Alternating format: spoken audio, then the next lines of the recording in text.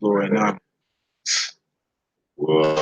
Hallelujah. All praise, glory, and honor to the Most High, the owner, the creator, the possessor of all things. In the name and glory of his only begotten beloved Son, our Messiah, who's currently sitting at his right hand right now as we speak. Long live the King of Kings, the Lord of Lords. Honor and humility, STL. Right back at it. DC and Marvel Comics Exposed. This is part 3. The Fear of Isra-Elite Supermen, or Israelite Supermen, part 3. And it was all in the spirit of the Almighty. The Most High had me bringing this out. And then Stan Lee dies yesterday. Wow. A couple people was hitting me up like, man, it's wild you brought that out. It was all in the spirit, y'all. That's what it was.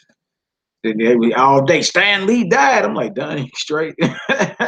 But we've been talking about his inspiration and where he got the ideas for all these comic book heroes and all that. And it's none other than the scriptures, man. You understand? Even if you was to find some type of source other than the scriptures, it's gonna be very, very limited.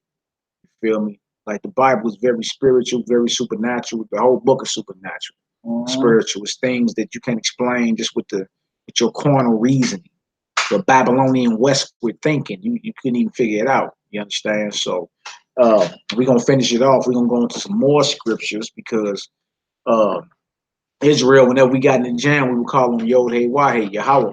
Or some brothers say Yahuwah or Yahuwah, Yahweh. You know, you hear all that. You understand? But it's spelled Yod Hey Wahey in Hebrew.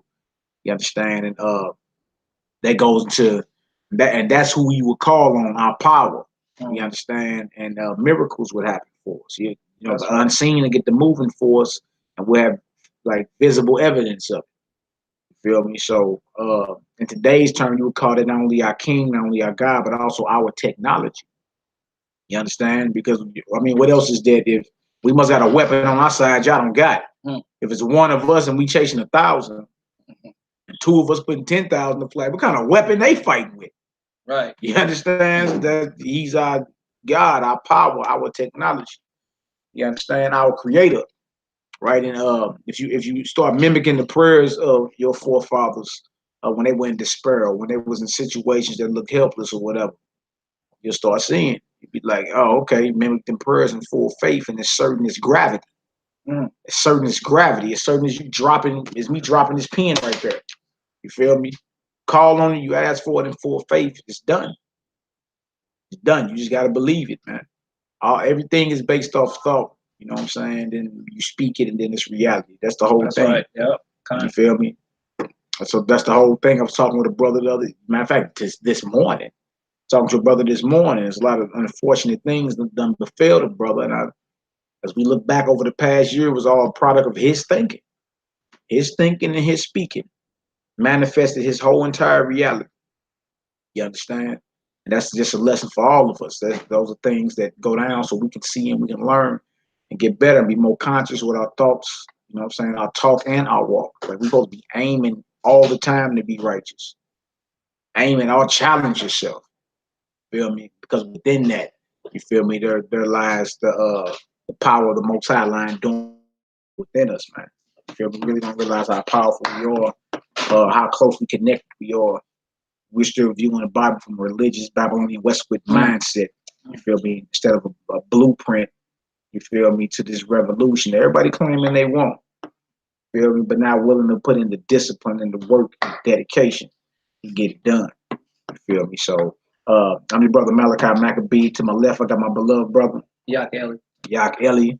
So we're gonna get into this. Matter of fact, let me check the chat real quick, see what's going on. Shout some of y'all Hebrews out. And then we're gonna get it done, man. We got about 20 plus scriptures we need to get into. And you'll see whenever we jammed up and we call on the Almighty. And in this hour, you know, we about to be going through what's called Jacob's trouble. Been going through it actually.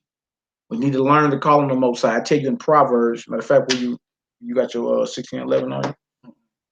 Right, you're ready. Grab that for me. We need Proverbs 18 and 10. They tell you in the book of Proverbs that the name of the Most High is a strong tower. It's a strong tower. The righteous run to it and are safe. Feel me? So our God, the name of our power, the name of our God, feel me, believe it or not, feel me, It's our technology, if you want to call it that, our God, our power, our creator, all of that. All of the above. Let me shout everybody out real quick. Who all up in the blue tinsel? Shalom, shalom, shalom. Malman Malak Ban Yasha Allah. Shalom, Akbakar Yehuda. Ira Stevens, Shalom, she Brooks, Star. Shalom, fam. Ellis Good, Tuvaya, the administrator. One Solar Light, J. Judah, Shalom. My sister Joy. Don't start nothing. That's my Facebook. That's our Facebook sister. Don't start nothing.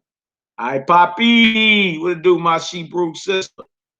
Darius King, Gosriel Maccabee, Shalom. Yeah, put that Maccabee on it. I feel you. Call Yehuda, okay. I shouting her. Fad Rider. Shalom to the congregation, Israel. Shalom, Malachi, Shalom, Shalom, blessings, blessings. Gladstone and Jamie Morse, and Mina J. All good. All right, y'all. So we about to get into this real quick. Yeah, read the Proverbs 18 for me real quick. All right. Proverbs 18, that's a scripture. I ain't even, it just hit me like we gotta go there. Proverbs 18. Proverbs 18, I believe it's 10. Proverbs 18 and 10. Yeah. Proverbs chapter 18, verse 10. The name of Yod-Heh-Wahe is a strong tower. It's a strong tower. Go ahead. The righteous runneth into it and is safe. We've got the strong tower definition. The name of Yod-Heh-Wahe Yahweh is a strong tower. The righteous run into it and are safe. You understand? Abide in the grace of the Most High by staying righteous. Anytime we out of bounds, we are not protected. You understand? And feel me? We basically playing Russian roulette with our soul. Maintain a righteous vibration. I know it'll be hard at times, but focus. Focus. As easy as your mind drift, focus. You got to practice that looking at one spot on the wall to work on your concentration. Do that. Every time your mind drift, come back to that one spot. You understand? That's like work on your concentration. Feel me? And maintain a righteous vibration. Because if you do, the name of the Most High is a strong tower to those that are under his vibration, man. He that abideth in the secret place of the Most High. It ain't you out there loose lipping and loose legging, you feel me, committing all type of iniquity, then expecting to be protected, man. You feel me? People dying every day out here, man. Precisely 250,000 people every day die globally. Your number, my number up in there somewhere. Oh, you got 250,000 people die every 24 hours. You feel me? We play this thing like it's the lottery, man. So what the strong tower say? H5797. Might, strength. So the name of the Most High is our might, our strength. Feel me? So when we look at the definition of technology, you can understand where we're coming from. That the Yod-Heh-Wahe Yahweh. You understand, brother? Some Yahuwah, all of them are powerful vibrations. If you hold your throat and say them, your fingers vibrating. Yahweh. It's all vibration. It's all powerful. You understand? Go ahead, Op. Material or physical, personal or social or political. Yeah, so you seen the mighty strength. What the Strong's definition say on down? Yeah, that right there. Strength in various applications. Strength in various applications. So the name of the Most High, you understand, is the weapon that we had on our side, along with the Ark of the Covenant. But he placed his testimony in that, which was his law, the 10 Commandments. You understand? So that's our weapon. How one of us can chase 1,000? We must be banging with something y'all ain't got. You know what I'm saying? What forces with us that's not with everybody else? Name Yod-Heh-Wahe, our power, our creator. All right, go ahead. Force, security. Hold on, force. Force. So you get stuff cracking, huh? You get something moving. Force, huh? Then they said, what? Security. Wow. So your protection as well. Okay, what else? Majesty. Oh man. Praise. Boldness. Loud. Wow. No, quiet and whispering. Use your inside voice, Mally. They'd say the name of the Most High is a strong tower. One of them definitions is loud. God. Might, power, bold. Huh? It don't sound like no friendly suburban whisper. Huh? All right, what else does it say, my brother? Strength. Yeah. Strong. Wow. And the Hebrew word there is Oz, so where you get the word Uzi from. That's a Jewish made gun, Uzi. Oz, Ayan, Zion, actually. And they put the yod at the end of it, Uzi, meaning my strength. You know what I'm saying? Just something real quick for y'all. So look, all right, so you see the name of the Most High is a strong tower. Can you read that verse for me one more time? All right, let's get it. Let's get it. The name of the Lord is a strong tower. Yeah, It's the name of the Most High is a might. It's our might. It's our power. It's our strength. It's our, you understand? It's our advantage. Go ahead, The righteous runneth into it, right, and is safe. And it's safe. You understand? So all praise glory now. So look, what we're gonna do is pull up the scriptures on the screen like we've been doing, y'all. We're gonna go to Ephesians. We're gonna lay a few core scripts, and then we're gonna get into situations to where our back was against the wall, and we called unto the Most High, called him by his name. You understand? Brought up his promises. You feel me? And asked him directly what it is we needed of him. And he answered. Feel me? And y'all, it's as certain as this pen hitting the table if I drop it. You got to know that. You understand? We have to transform and be renewed in our minds, man. That's what being born again is all about. Stop looking at this thing how you've been conditioned to look at it. You understand? Ain't nothing you can't do. It ain't even a physical problem. It's a mental problem. It's how we think. We've been conditioned to think. You've been conditioned to look at or view the world in a certain manner. You feel me? You've been conditioned to think or view the Bible in a certain manner. That's right. You feel me? That's what it is. So again, it ain't no box. I'm gonna tell you, get out the box. It ain't no box, man. Ain't nothing. We gonna share this out. This Ephesians right here. This Ephesians 6th chapter. I'm gonna screen share real quick. Y'all bear with the Hebrew for 1 second. So that way, if y'all ain't got it, y'all can just look on up here. You know what I'm saying? We gonna get her done. That's that verse retrieved from Blue Letter Tuvaya. I know you was talking about that not that long ago. But see, I just hit enter. I already had my scripts typed in, and it pulled right up. And you can copy it to your clipboard and save them. You know what I'm saying? If you need to come back and, you know what I'm saying, do further lessons or add to it or whatever, that's what you need to do. All right, so let me go ahead and put the screen share on real quick. All right. Bang. Well, it ain't no thing. We're going to get her done. I want to thank the Most High for allowing us to come together once again. That's right. You feel me? And throw down on his word. You understand? I believe a lot of us take his word for granted. You know what I'm saying? Or take the fact that we, getting together and chopping it up for granted, man. This is beautiful. Every time we do something like this, we get stronger. We get stronger. You understand? Matter of fact, before we read this, I'm going to go ahead and read this definition of technology so y'all can understand what I'm saying. The name of Yahweh is our strong tower, our might, our boldness, our confidence, our power. You understand? Our advantage. Definition of technology. It says definition 1A, and this is a medical technology right here, right? Medical technology, which is major because we're gonna touch on aspects of healing toward the end of the lesson and the power that lies within there too. You understand? So the medical definition of technology says the practical application of knowledge, especially in a particular area. So for the Messiah to be healing all manner of disease, or for him to give us power to heal all manner of disease, he gave us the knowledge to do it. You understand? It ain't hocus pocus. You feel me? It's a direct science. It's knowledge. It's something that's observable and recordable. You see what I'm saying? People seen them do it, and it's recorded in the scriptures. Scientific fact then. So it says the practical application. You feel me? That means you're applying this of knowledge, especially in a particular area, right? The Messiah had understanding of how the body worked, the anatomy of the body. Of course, he was in on creating. You see what I'm saying? And he gave that same power and knowledge to his disciples after to do the same thing. All right, in the name of the Most High, and if you ask it in the name of his Son, it's nothing the Most High won't do for you. All right, definition B is a car fuel saving technology, a capability given by the practical application of knowledge. Again, though, right? A capability, right? Something that we got, you ain't got, right?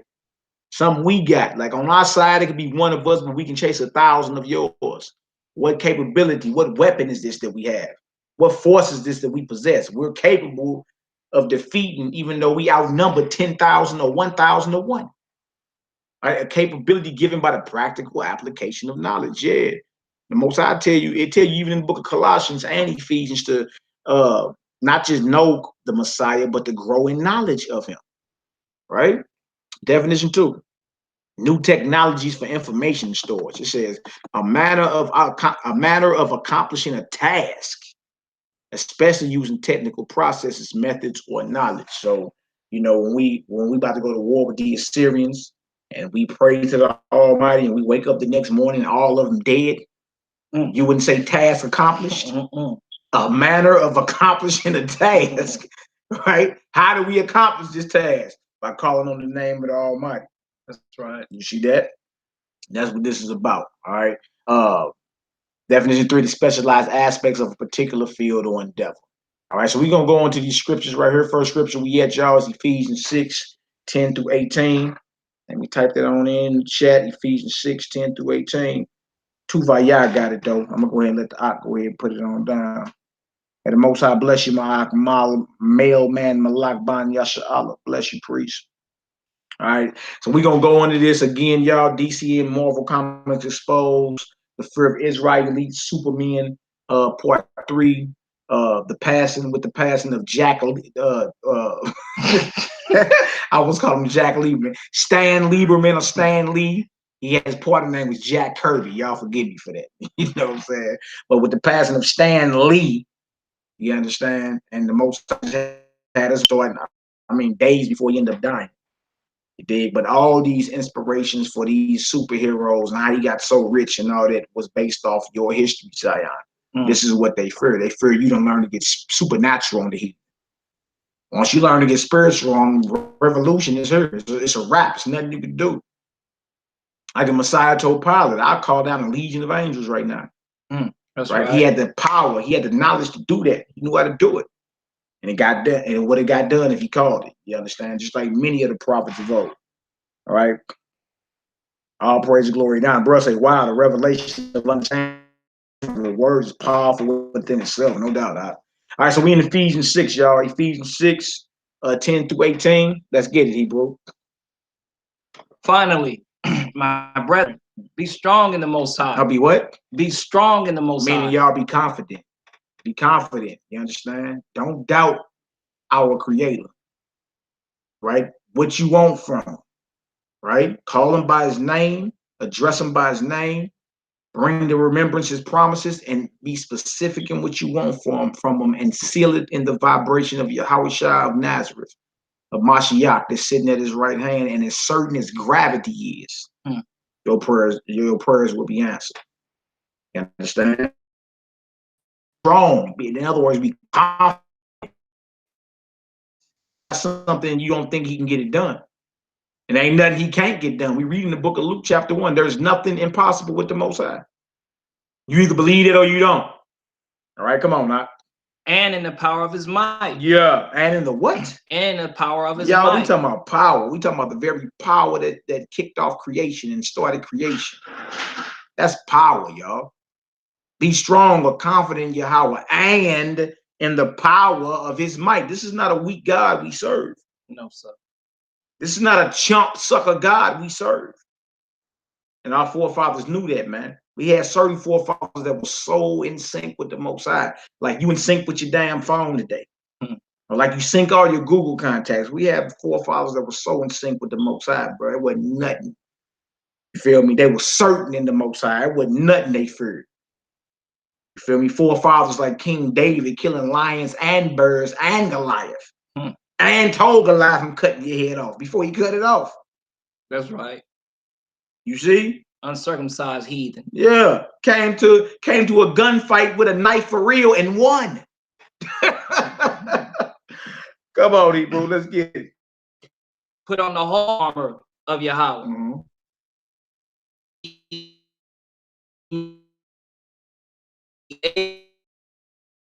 Nothing fit on.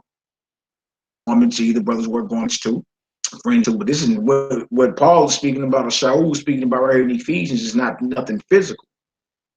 Right? So how do you put on something that's not physical?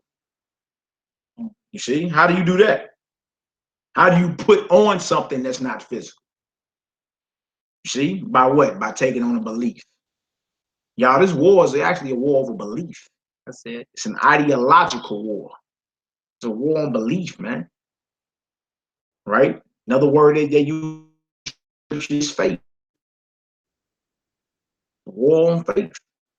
Right? On the it's a belief set. It's a mindset. How do we know? Because it say that you may be able to stand against the tricks of the devil. How the devil trick you first? He convince you first in your mind. Physical. All right? Come on, Hebrew. For we wrestle not against flesh and blood, but against principalities, against powers, against the rulers of darkness of this world. Right. Against spiritual wickedness in high places. See, this war, the origin of this war ain't physical. By the time you see bloodshed, y'all, that's the last stage of war. Bloodshed is the last part of war. You feel me? It got to go down in the spirit first. And when we get into the Maccabees, you're going to see it. You're going to see it. You're going to see heavenly forces fighting. You're going to see forces fighting for us. Right? Right before Jerusalem sacked, the forces on each side in the spiritual realm are banging. This thing is a spiritual war. Yeah, it manifests in the flesh. One without the other. So yeah. Right? So even though it's a spiritual war, it manifests in the flesh. It gets physical too. All right, come on now. Wherefore, take unto you the whole armor of Yahweh. Yeah. That ye may be able to withstand in the evil day. Yeah. And having done all to stand. Let you know, put on strong faith, man. Put on the whole armor of the Most High. Really believe this thing. Y'all, it's a thinking problem we have. The thinking, you've been conditioned and trained to think a certain way. Right? As a man thinketh, so is he. Huh? As a man thinketh, so is he. You gotta be more responsible with our thoughts, our talk. That way we may manifest a righteous walk, man. Like, period. That's right. Period. That's just what it is, right? So this armor of the Most High, y'all, is an ideology. It's a belief. It's faith. It's full faith in the Most High. It's full faith in the gospel. All right, come on now. Stand therefore, having your loins girt about with truth. What them truth draws at? You know, ain't talking physical. You see? Talking about the loins of your mind. Have it girt about with what? With truth, man. That's how you know. Truth ain't that let me go to the store and give me a whole order of truth. You feel me? It ain't nothing physical. It's a belief. Right? Come on now. And having on the breastplate of righteousness, and your feet shod of the gospel of peace, above all, taking the shield of faith, wherewith ye shall be able to quench all the fiery darts of the wicked. You see, your faith, you feel me? And knows your faith is a shield, right? It protects you from fiery darts, right? In the spirit. But your faith is what's needed to overcome any of these obstacles. It's that faith, man. It's that strong conviction. That's that fully persuaded mentality. Can't tell me nothing else. Find some. All your belief or your faith at that level, you understand, it acts as a shield for you. It protects you from the fiery darts of the wicked. You understand? And when you operate on that level, you see miracles as well. That's right. Bigger the faith, the bigger the miracles. Let's get it out. And take the helmet of salvation and the sword of the Spirit, which is the word of Yahweh. The sword of the Spirit is the word of the Most High. So yeah, you know, you cut spirits all day by the word of the Almighty. See that? That's the sword of the Spirit. It didn't say a Draco, an AK-47. You understand? It didn't say an AR-15. See, it says the sword of the Spirit. Those physical guns I just named ain't shooting no spirits, man. Or a machete. Yeah. Yeah, that little machete ain't cutting nothing. You need a sword of the Spirit to properly wage war in the Spirit. Feel me? So now you gotta what? Apply the word. All right, come on now. Praying always with all provocation in the Spirit. What you said, praying always. That's something we downplay a lot is prayer. Prayer is a weapon as well. Name of the Most High is a weapon. Prayer is a weapon. You see? And as we examine some of the prayers of our forefathers, you're gonna see that they were getting results. Right? Praying always with all prayer. Them two prayers back to back. and supplication. So you're requesting something in the spirit, right? What else to say? And watching thereunto with all perseverance and supplication for all saints. And watching thereunto with all perseverance. Persevere, right? And supplication. More requests for all saints. Praying always. We should pray without ceasing. Yeah, that's what Most I should always be on your mind. Always, constantly. All right. All right, y'all getting some understanding thus far, some binder thus far. Put a 7 up in the chat. Next scripture we going to is 2 Corinthians 10, verses 3 through 6. 2 Corinthians 10, verses 3 through 6. All praises, glory, and honor to the Most High. All praises. Owner, the creator, and the possessor of all things. Hallelujah. Y'all, good to see y'all today, or this evening, should I say, up in the chat. This is what we be looking for. Out the mud, watchman, shalom. What it do? That's what we be looking for. That's right. All praise, glory. Now, okay, next, y'all, we're going to 2 Corinthians 10, verses 3 through 6. 2 Corinthians 10, verses 3 through 6. Let's get it, Doc. But though we walk in the flesh, we do not war after the flesh. See, we walk in the flesh, but we don't war after. You understand? Even if somebody getting on your nerves on Facebook or Instagram, y'all got to understand, man, there are many devices in a man's heart. You don't know what is on our people's mind. You talking about 400 years of not knowing what's going on with thine self or thy God, man. You know the psychological trauma that affects us all. That's why Facebook and social media is very toxic, because it says what's on your mind. Everybody don't need to know what's on your mind. You understand? You're giving somebody an inside seat on what's going on with you. Because if somebody can study your mind, guess what? They got you. They can do what's called mind control on you. That's why y'all got to be careful when y'all on social media posting stuff about your problems, and you got to watch all that. You understand? You got to watch all of that thing. Toxic. It's a big old experiment. And it's proof that we all are attached to a program, because you can't do nothing without your phone today. You can't imagine living without it. I know you can't. The babies can't. Hell, if the babies can't live without their phone, I know you grown folk can't. Babies be ready to go crazy. They ain't got no phone. You be like, girl, we ain't had no phones. You know what I'm saying? You put them on punishment. You know what I'm saying? Right. Come on, man. You got to be real with it, man. You got to be real with this thing, all right? So even though we walk after the flesh, we do not war after the flesh, right? We walk in the flesh, but that ain't where our war at. The origin of this war, y'all, believe it or not, spiritual, will start right in your mind. Right in your mind. Your mind is a battlefield for righteous forces and evil forces, right? And you got the willpower to yield either way. Right? And whoever you decide to yield to, your members to, whether righteousness, you feel me, or being wicked, all right? Then that manifests. You was thinking about it, you was overcome, you start speaking about it, and then that becomes your reality. It starts in your mind, all right? Come on, Hebrew. For the weapons of our warfare are not carnal, but mighty through Yahweh to the pulling down of strongholds. Yeah, stronghold, y'all, is a belief. So a lot of us get mad at certain brothers because they may believe certain things, or certain sisters because they believe certain things, right? And you be like, well, dang, bump it.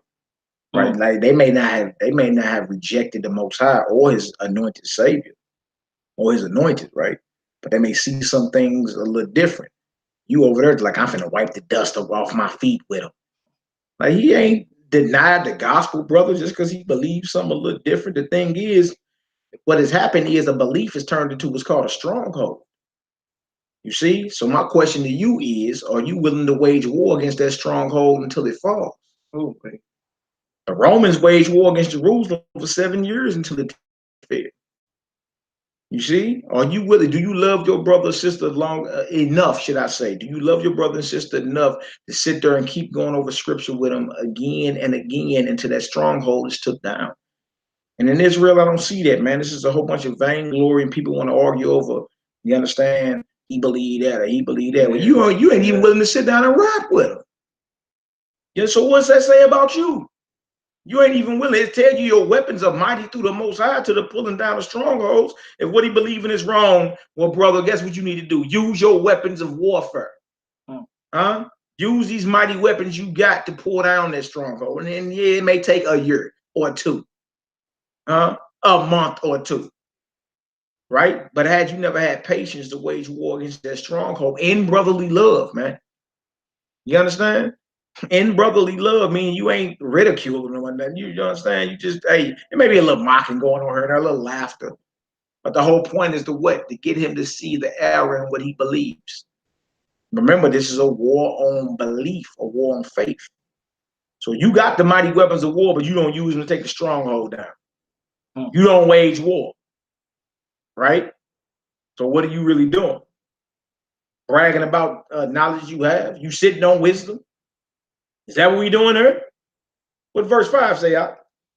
Casting down imaginations and every high thing that exalted itself against the knowledge of the Most High, right? And bringing into captivity every thought to the obedience of Hamashiach. You see that thought? I keep telling you, everything is about thinking, your thought, and bringing into captivity every thought to the obedience of Hamashiach. Focus on righteousness. Focus on the Messiah. You see that? A stronghold is a belief, right? But your weapons are mighty. If you stick around long enough, you'll cast down an imagination, another belief, a thought, and every high thing that exalts itself against the knowledge of the Most High. See that knowledge word right there, right?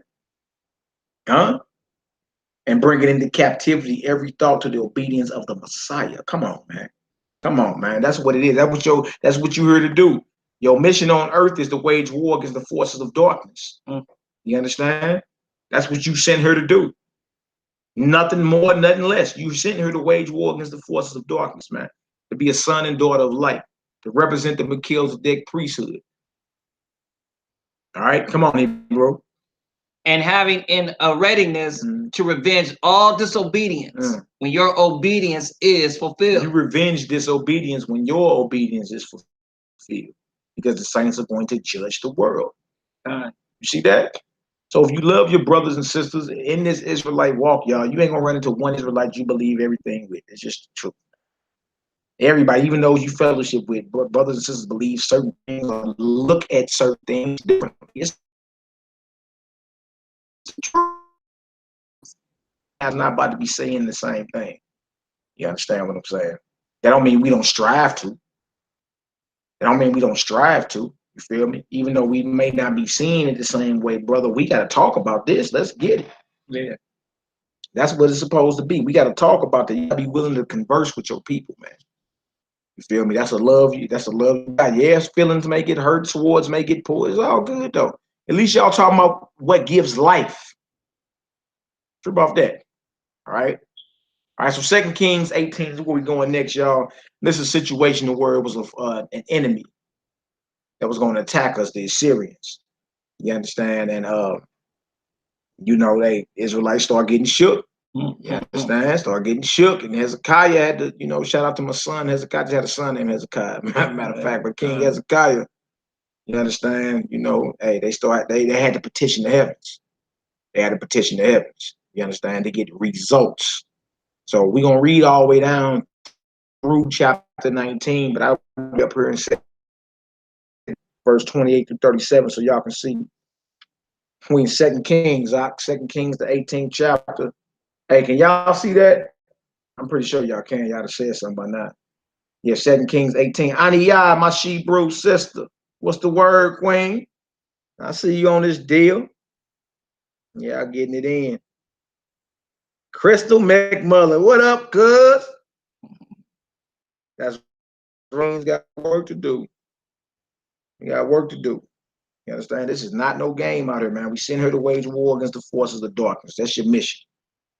Period. And we can't get off that mission for anything.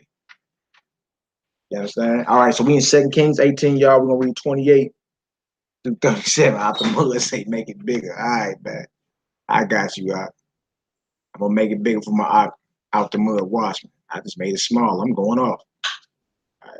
All right, y'all. Hey man, that's 150 out the mud. Man, turn your phone. That's 150. If I go up more. See, I think that man went too far. Bang, bang, bang. Ah, that's cool right there. That's still cool, ain't it? I ain't got to slide over nothing. All right, I feel you out. All praise. All right, let's get it done, Hebrew.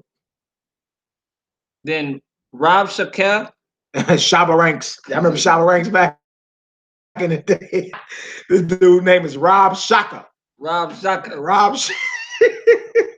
Hey, yeah, when I first read this, I'm like, dang, let's say Shabba Ranks. I was seeing things backwards for a minute there. All right, so Rob Shaka, come on, Hebrew. Stood and cried with a loud voice in the Jewish language and spake to the great king, the king of Assyria. King, let not Hezekiah deceive, for he shall not be able to deliver you out of his hand. Neither let Hezekiah make you trust in the Lord. He said, neither let your king make you trust in Yod-Heh-Wah-Heh.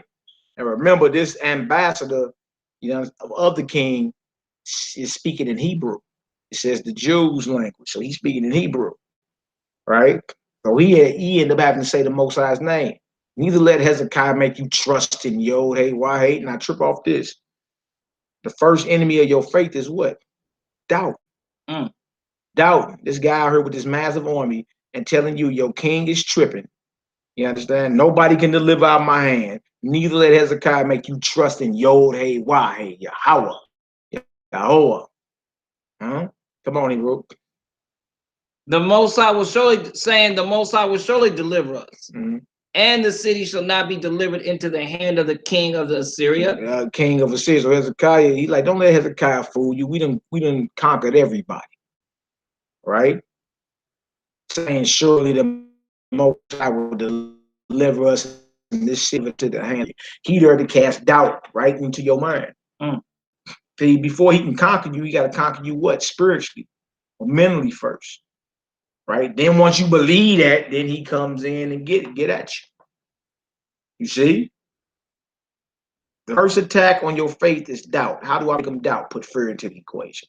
Once I introduce fear into the equation, they naturally are going to think a certain way. And guess what? They won't be protected. Because guess what? They don't have any faith. The Most High didn't give us a spirit of fear no way anyway. That's right. That's right. All right, come on, Hebrew. Hearken not to Hezekiah. But thus say the king of Assyria, make an agreement with me, be a present, and come out to me. He's saying make an agreement with me by a present. You feel me? In other words, pacify my anger. Feel me? Bring me a gift. Show me your submission. You know how you before if you had to go through or go to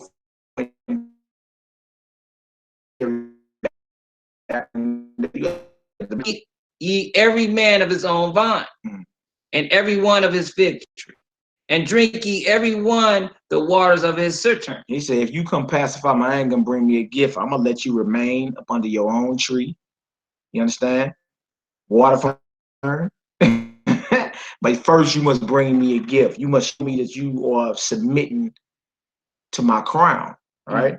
Come on, Hebrew, verse 32. Oh, hold on. 1 up, 2, 4. Until I come and take you away from your own land, a land of corn and wine, a land of bread and vineyards, a land of oil, olive, and of honey, that ye may live and not die. And hearken not unto Hezekiah, when he persuaded you, saying, the Most High will deliver us. Yod-Heh-Wah-Heh will deliver. Don't listen to your king, man. He ain't gonna deliver. Right? I'm gonna go ahead and allow you to remain in your land till I take you to a land like yours, flowing with milk and honey and olive oil and all that. Right? But don't listen to Hezekiah, because he's making you trust in the Most High. This is the devil talking about. And this is an Assyrian. Right? There to cast doubt on what? Your faith into your mind. All right, come on now. Have any of the gods of the nations delivered at all his land out of the hand of the king of Syria? He's like, look, ain't none of them other guys that showed up. Yours ain't gonna either. Come on now. Where are the gods of Hamath and of Arpad? Where are the gods of Sepharvaim? And they false gods. All right, come on. Have they delivered Samaria out of my hand? who are they among all the gods of the country that have delivered their country out of my hand? That the word for the king commanded was saying, excuse me. What verse you in? That have delivered their country out of my hand.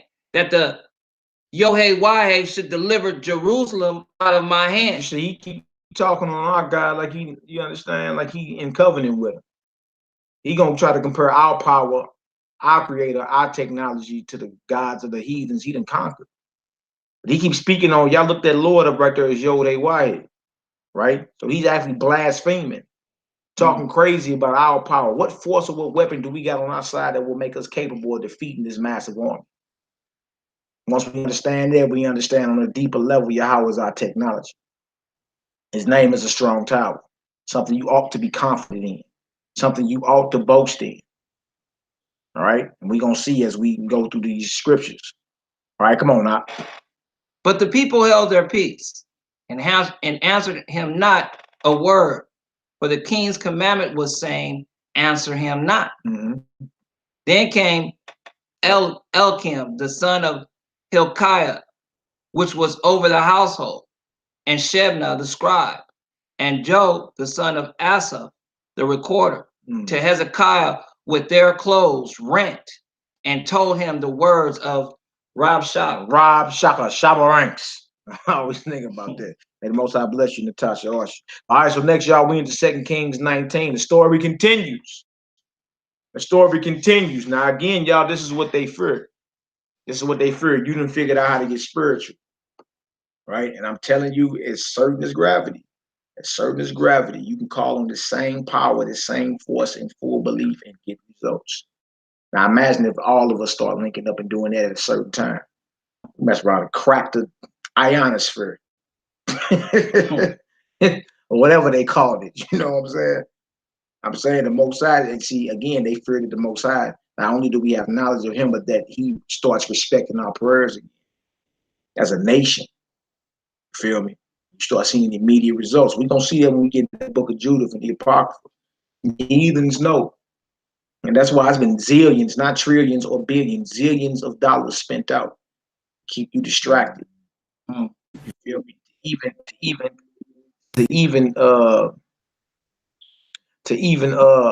keep you distracted and to even, you feel me, keep you blinded and have you looking at this thing through a spiritual lens. Not a spiritual, but a religious lens. You understand? A Western Babylonian type thinking, and that's way off. We back east. We read different, write different, talk different, walk different, all of it. Dress different. This is not your culture, Israel. This is not you. This is not your culture. You understand? So again, first thing we got to do is reform our minds. I tell you that in Romans the 12th chapter. Be not conformed to this world, but be ye what? Transformed. Another powerful word. What do you mean transformed? By what? The renewing of your mind. It all starts with our thinking. And we've been conditioned and trained to think and view the world a certain way. And everybody know. Everybody know. And the way we've been thinking ain't been getting results for us. So it's time to switch it up. All right, 2 Kings 19, 1 through 37. What did it say, y'all? It came to pass when King Hezekiah heard it, that he rent his clothes and covered himself with sackcloth and went to the house of Yod-Heh-Wahed. And went to the temple or the house of Yod-Heh-Wahed. He rent his clothes. Feel me? And he's showing the Most High when they used to rent their clothes and pour dust on their head or whatever and get lower than a footprint. When they prostrate themselves on their knees praying to the Most High. You understand? In his temple and all that, or, you know, however. Right? First thing is to do what? Show all humility. You don't come to the Most High, creator of all things, proud. Let me let you, dog. Now, first, you got to get lower than a footprint, like my aunt be saying. That's right. Yeah? Lower than a footprint. Humble. Right? Who are you to be proud in the presence of your creator anyway?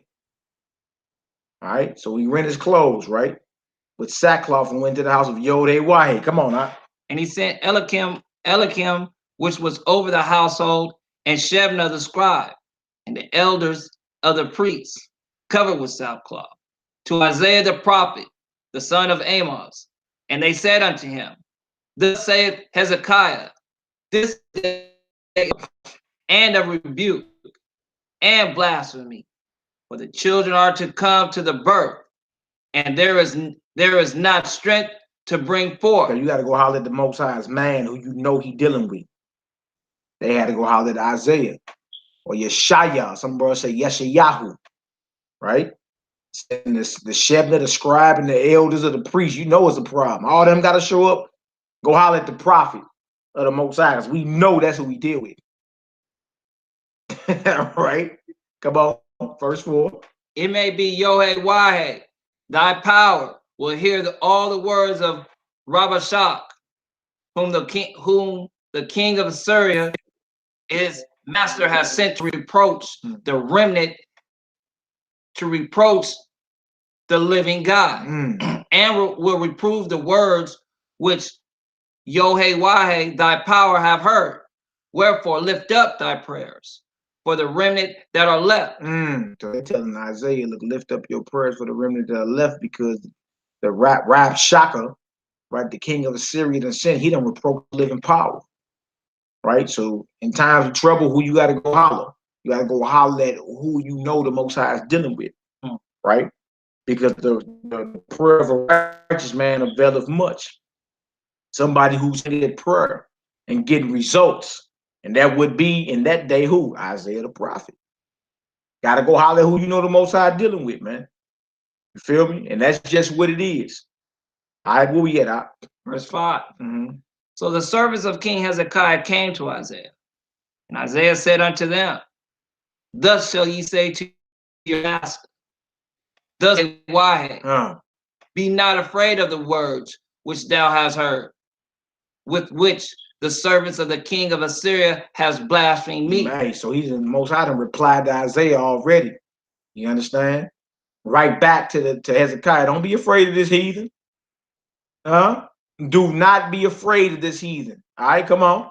Behold, I will send a blast upon him. I will do what? I will send a blast upon him. Well, that's your power. I'm blasting off. I'm gonna send a blast. I'm gonna send a blast upon him. That's your power, man. That's how he answered through the mouth of his prophet. Don't be afraid of nothing, Israel. Right?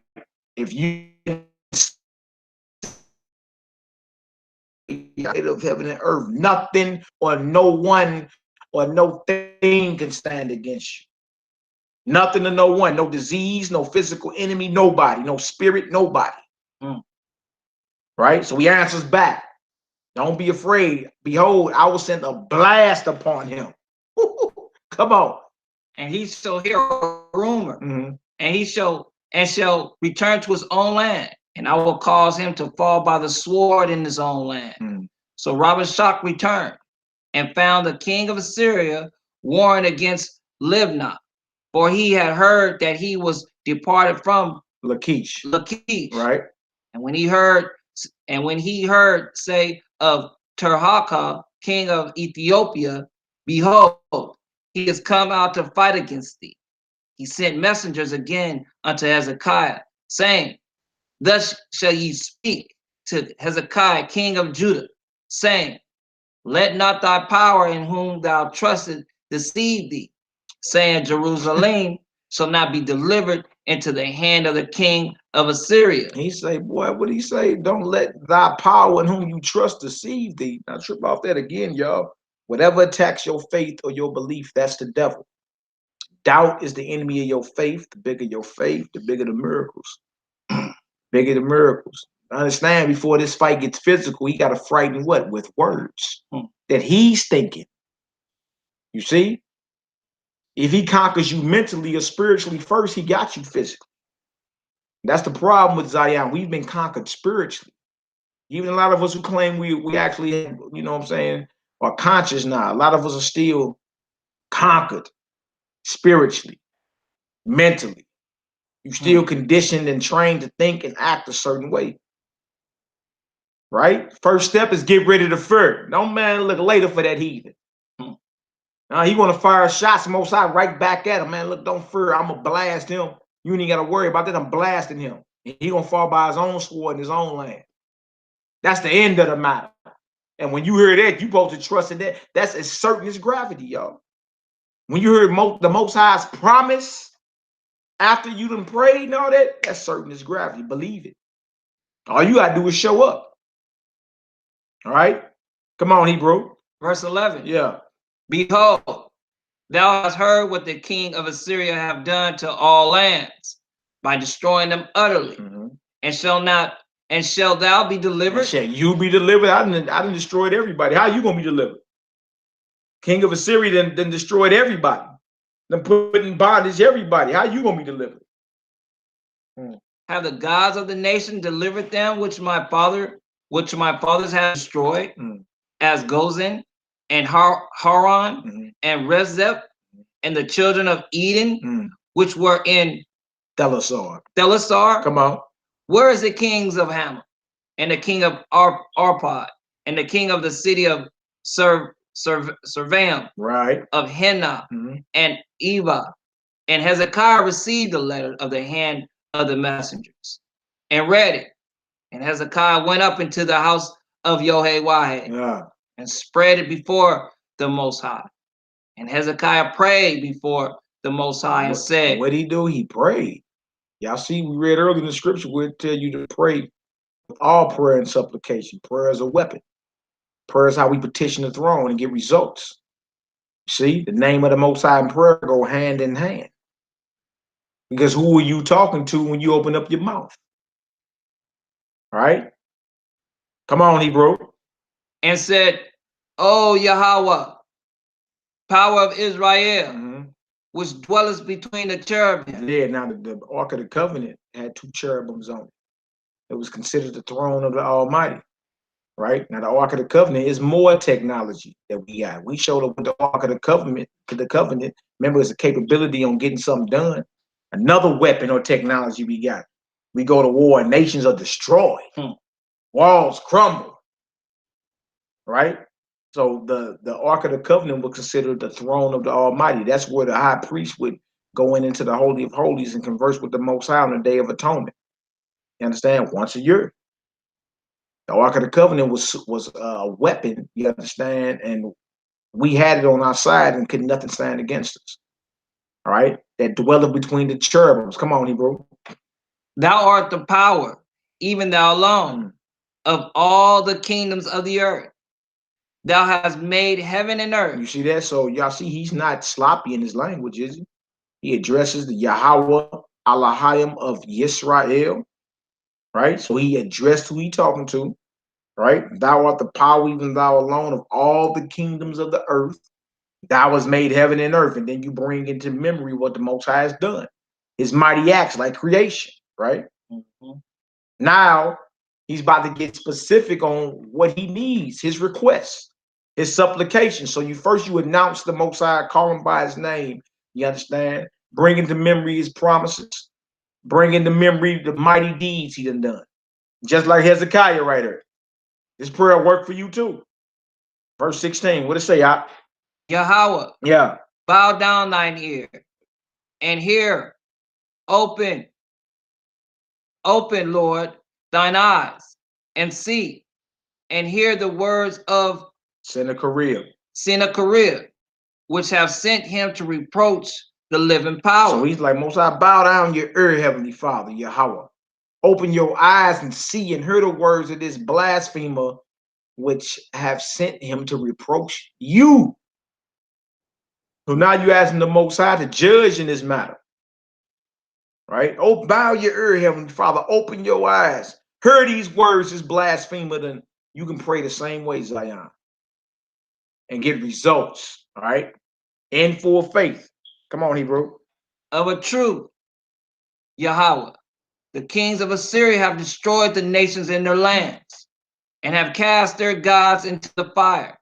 For they were no gods, for there were no gods, but the work of men's hands, wood and stone. That's right. Therefore, they have destroyed them. Now, therefore, Yahweh, our power, I beseech thee. Our power, our technology, our creator, our force. You understand? We got a force on our side they ain't got. That's why 1,000 of them ain't enough for one of us. That's why. Because the name of Yod-Heh-Wah is a strong tower. That's why. When will we understand? 1,000 of them ain't enough for one of us. What force do you have on your side?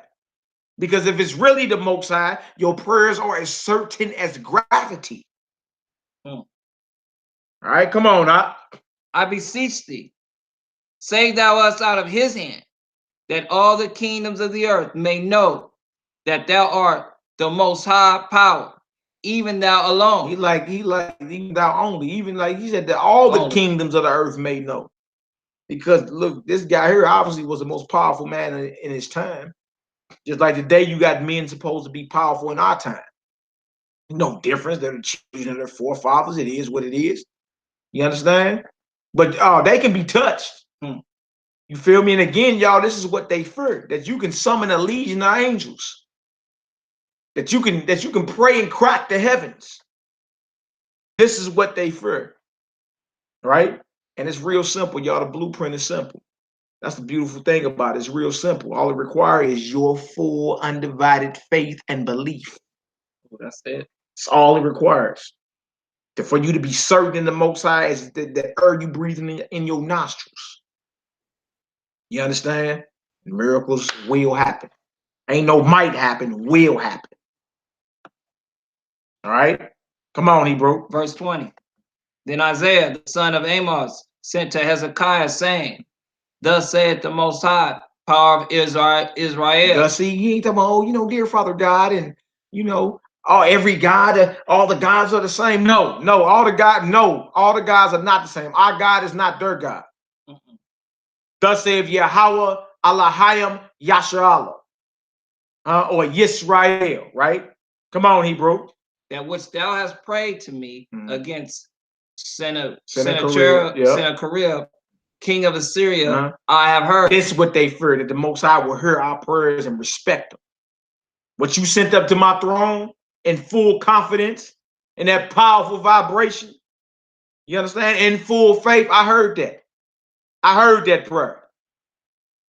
Right? 21, what did it say? This is the word that Yod-Heh-Wah has spoken concerning him.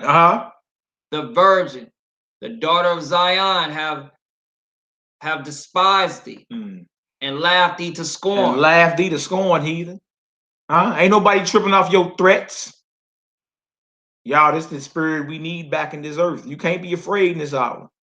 Tiptoe. Ooh, they powerful. Ooh, look at the USA. Ooh, look at Russia. Ooh, look at the Iron Dome in Israel. But if you flinching in this hour, you not ready. Because you supposed to possess a power they ain't got. Come on, let's get it. The daughters of Jerusalem have shaken her head at thee. Laughing at your threats. Come on. Whom hast thou reproached and blasphemed? And against whom hast thou exalted thy voice and lifted up thine eyes on high? Even against the holy ones of Israel. The holy one of Israel, man. You understand? You signed your own death warrant. Go ahead, By thy messengers thou hast reproached the Most High, and have said, with the multitude of my chariots I am come up to the height of the mountains, to the sides of Lebanon, and will cut down the tall cedar trees thereof, and the choice fir trees thereof. And I will enter into the lodgings of his borders, and into the forest of his Carmel. And I have digged and drunk strange waters, and with the sole of my feet have I dried up all the rivers of besieged places. Hast thou not heard long ago how I have done it, and of the ancient times that I have formed it? Now have I brought it to pass that thou shouldst be to lay waste fenced cities into ruinous heaps? Therefore their inhabitants were of small power. They were dismayed and confounded. They were as the grass of the field, and as the green herbs, as the grass on the housetops, and as the corn blasted before it to be grown up. But I know thy abode, and thy going out, and thy coming in, and thy rage against me, because thy rage against me and thy tumult is come up into mine ears. Therefore will I put my hook in thy nose and my bridle in thy lips, and I will turn thee back by the way by which thou camest. Yeah, boy, what you talking about? All that fat mouthing, boy. You understand? Most I threatening this chump. All right, come on, Hebrew. And this shall be a sign unto thee. Ye shall eat this year such things as grow up themselves. Grow of themselves. Go ahead. And in the second year that which springeth of the same. And in the third year sow ye, and reap, and plant vineyards, and eat the fruits thereof. And the remnant that is escaped of the house of Judah shall yet again take root downward. Beautiful. And bear fruit upward. That's right. Come on. For out of Jerusalem shall go forth a remnant. Who? A remnant. A remnant. Come on. And they that escape out of Mount Zion, the zeal of the Most High of hosts shall do this. That's right. So the matter's already done. That's why it takes for us to believe it, because the Most High going to tell you the end of the matter before it even starts. The zeal of Yahweh of hosts, Yahweh Zabaoth shall do this. All right, come on now. Therefore, thus saith the Most High concerning the king of Assyria, he shall not come into the city, nor shoot an arrow there. He's like, man, he's just fat mouth. He ain't gonna come into the city nor get a shot off. Boy, you see the power we got? And the reaction we gonna get based off our prayer and our faith. Most I say he ain't gonna get a shot off. He think he talking about something. He don't want what the youngsters say. He don't want no smoke. No smoke. He don't want no smoke. Come on, Hebrew. Nor come before it with shield, nor cast a bank against it. Wow. By the way that he came, by the same shall he return, and shall not come into the city, saith the Most High. For I will defend the city to save it, for my own sake, and for my servant David's sake. And it came to pass that night that the angel of the Most High went out and smote in the camp of the Assyrians 185,000. That's 185,000, y'all. You talking about a power or a force or a God that we got that they don't got, a weapon we got they don't got, technology we got they don't got. It's Yod-Heh-Wahed. Yod-Heh-Wahed. You feel me? It's a heathen. It's a short video. I put it on Facebook today. It's a short video of the 700 Club at Sure. It's an old video, you can tell. But what the heathens figured out was that Yod-Heh-Wahed is a formula for our DNA. Feel me? And they killed this heathen. Said this heathen was working with the government and, you know, Illuminati, whatever. But what they figured out was that the Tetragrammaton or Yod-Heh-Wahed or Yahweh is a formula for our DNA. You understand? They killed that heathen the day before he went and met with his best friend. Killed him. He supposed to come over January 12th. They murdered him January the 11th. You feel me? And these are heathens.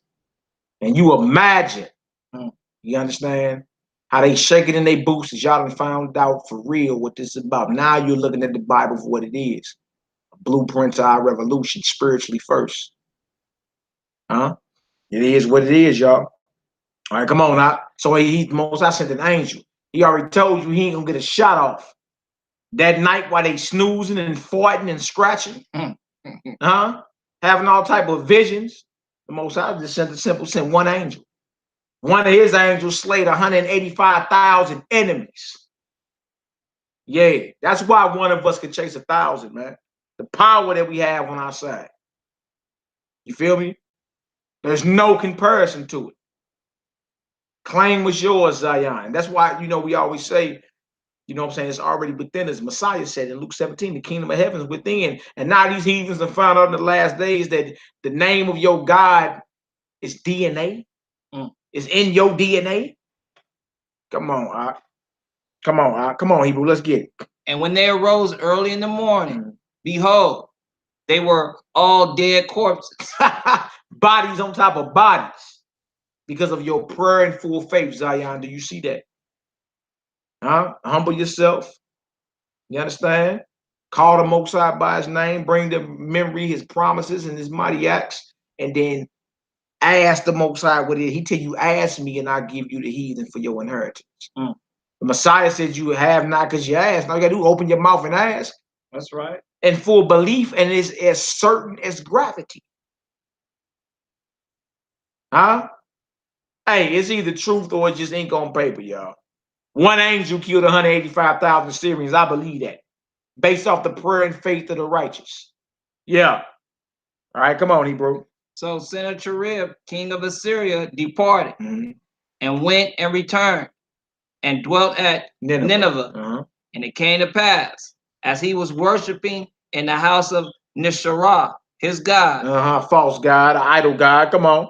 That Adramelech and Sharzir, his sons, smote him with the sword. Wow. And they escaped to the land of Armenia. And Esradon, his son, reigned in his stead. And the Most High put the spirit on his two sons to kill him. When the Most High say, I wound, I heal, I kill, I bring down to the grave, and I make a lie. The Most High prophesied, look, he gonna die in his own land. He ain't gonna get a shot off. Right? And 185,000 of his men died. And when he in the temple of his false god, his two sons killed him. Huh? That's why it says the Most High is terrible to the heathen. Boy, he be putting a whipping, you know what I'm saying? Most High put that hit down, man. All because you asked. Right? Because you asked him to get this heathen up off you. You asked him to bow his earth and to open his eyes to the blasphemous words of your enemies. You asked him that. Huh? And you asked him to defend you. You understand? And defend his holy name. And to wage war against these heathens. And he did just that. Huh? He did just that. All praises, glory now. If y'all get some understanding, man, throw a 7 up in the chat. Hey, Bond, this your brother Michael, young drummer, yo dirty folk puff, Shalom. What up, Hebrew? All praise to the Most High. That's Mikael, Adonai cousin. All right. Drummer Hebrew. Oh, Puff. Yeah, he said folk puff, Shalom. Yeah. So y'all see that, right? Y'all see and understand what this thing really about, right? It's all about your faith. It's all about your belief, your strong conviction. Understand that doubt is the #1 enemy of your faith. They get you doubting by putting fear in there. Huh? False evidence appearing real. Shout out to Daniel Solomon. That's something he taught us a while back. Fear is actually an acronym. FEAR. False evidence appearing real. So in other words, when these heathens is wolfing, you understand? Man, we ain't tripping off your threats. He told Ezekiel, man, I don't care how they looking. I don't care what they say. I'm gonna make your forehead harder than theirs, man. Tell them what I said anyway. So we as servants of the Most High, we as messengers of the Most High, we can't be tripping off just because somebody threatening us. Fear not, Zion. Tell you 2 Timothy 1:7, the Most High ain't gave us a spirit of fear, but of what? A sound mind. An established mind. We ain't shaking. We ain't tripping off your threats. It's time for Zion to really sit down, focus, and tune in, man. It's you don't know what you're missing out on. I'm telling you, get on up about 3, 4 in the morning when everything quiet around the house and the atmosphere is silent. It's a peculiar silence to the atmosphere about 3 or 4 in the morning, man. Very peculiar. You understand? Close your eyes and get with your Father, man. You understand? Pray to him, meditate, do all of it. Do all of it. All right, next we go on, y'all, is 1 Kings 18. No need to fret. That's right, Yahoo, Mikael. No need to fret, y'all. All right, we're going to 1 Kings 18 next. 1 Kings 18. Verse 17. Yeah, 17 through 46. They say they get some understanding thus far. All praise. I think that's 1 Kings 18. Yep. Bing, bang. Okay, 1 Kings 18. And after that, y'all, we're going to get into the Apocrypha. All praises. It works for me. That's right, y'all. Property, one soul of life. Khan, bro, Mally. Hey, y'all praise it. Hey, our power is real, y'all. It's our power. All right, let's get it. And it came to pass when Ahab saw Elijah that Ahab, is it Ahab? Ahab. Ahab. Ahab or Ahab. Yeah, because trip off that's the Hebrew word for love. That's crazy. Now, this guy here was in love with the wrong woman, Jezebel. That's crazy. We had a king named Love or Ahab, but there's just one problem. He was in love with the wrong woman. The relationship was toxic, man. You understand? And he was noodle back. He served. He was spineless. Spineless. All right, but he was the king. All right, and Elijah is the prophet. Again, you got to go deal with who you know the Most High dealing with. He dealing with his prophet for sure. All right, come on now. That Ahab said unto him, art thou he that troubleth Israel? And he answered, I have not troubled Israel, but thou and thy father's house, and that ye have troubled Israel. And he answered, I have not troubled Israel. Let me read that over. Yeah, read 18. And he answered, I have not troubled Israel, but thou and thy father's house, in that ye have forsaken the commandments of the Most High. They say you done troubled Israel because you done forsook the commands, man. How you not gonna be in sync with Yod-Heh-Wah? How you not gonna be under His grace? Right? Only way you be up under His grace is if you focus on righteousness, focus on the commands of the Almighty, model your life after Mashiach. You see? So he letting the king know now you troubling Israel by being lawless. All right, come on now. And thou hast followed Baal. Now therefore sin and gather to me all Israel unto Mount Carmel, and the prophet of Baal 450, and the prophets of groves, and the prophets of the groves 400, which eat at Jezebel's table. It was like 850 false prophets. They into that ancient Babylonian worship. Basically, that's Nimrod, his mother Supermen, who we end up boning as well. You understand? It went over to Egypt. It was Osiris, Isis, and Horus. It's the same thing. You understand? So Israel had fallen into a deep level of what's called paganism or idolatry. Right? And Israel was lukewarm because our leaders was down with this wickedness, you understand? But it was a few stand-up men or soldiers of the Most High, like Elijah in the land, that was teaching the truth. You see? Come on, Hebrew, let's get it. So Ahab sent unto all the children of Israel and gathered the prophets together unto Mount Carmel. And Elijah came unto all the people and said, how long halt ye between two opinions? He said, how long halt ye? How long are you stuck between two opinions? You see? Again, y'all, our problem is our thinking. The Bible is the perfect book to use if you really want to get down to psychology, the study of the mind. Ology, the study of psyche, the mind.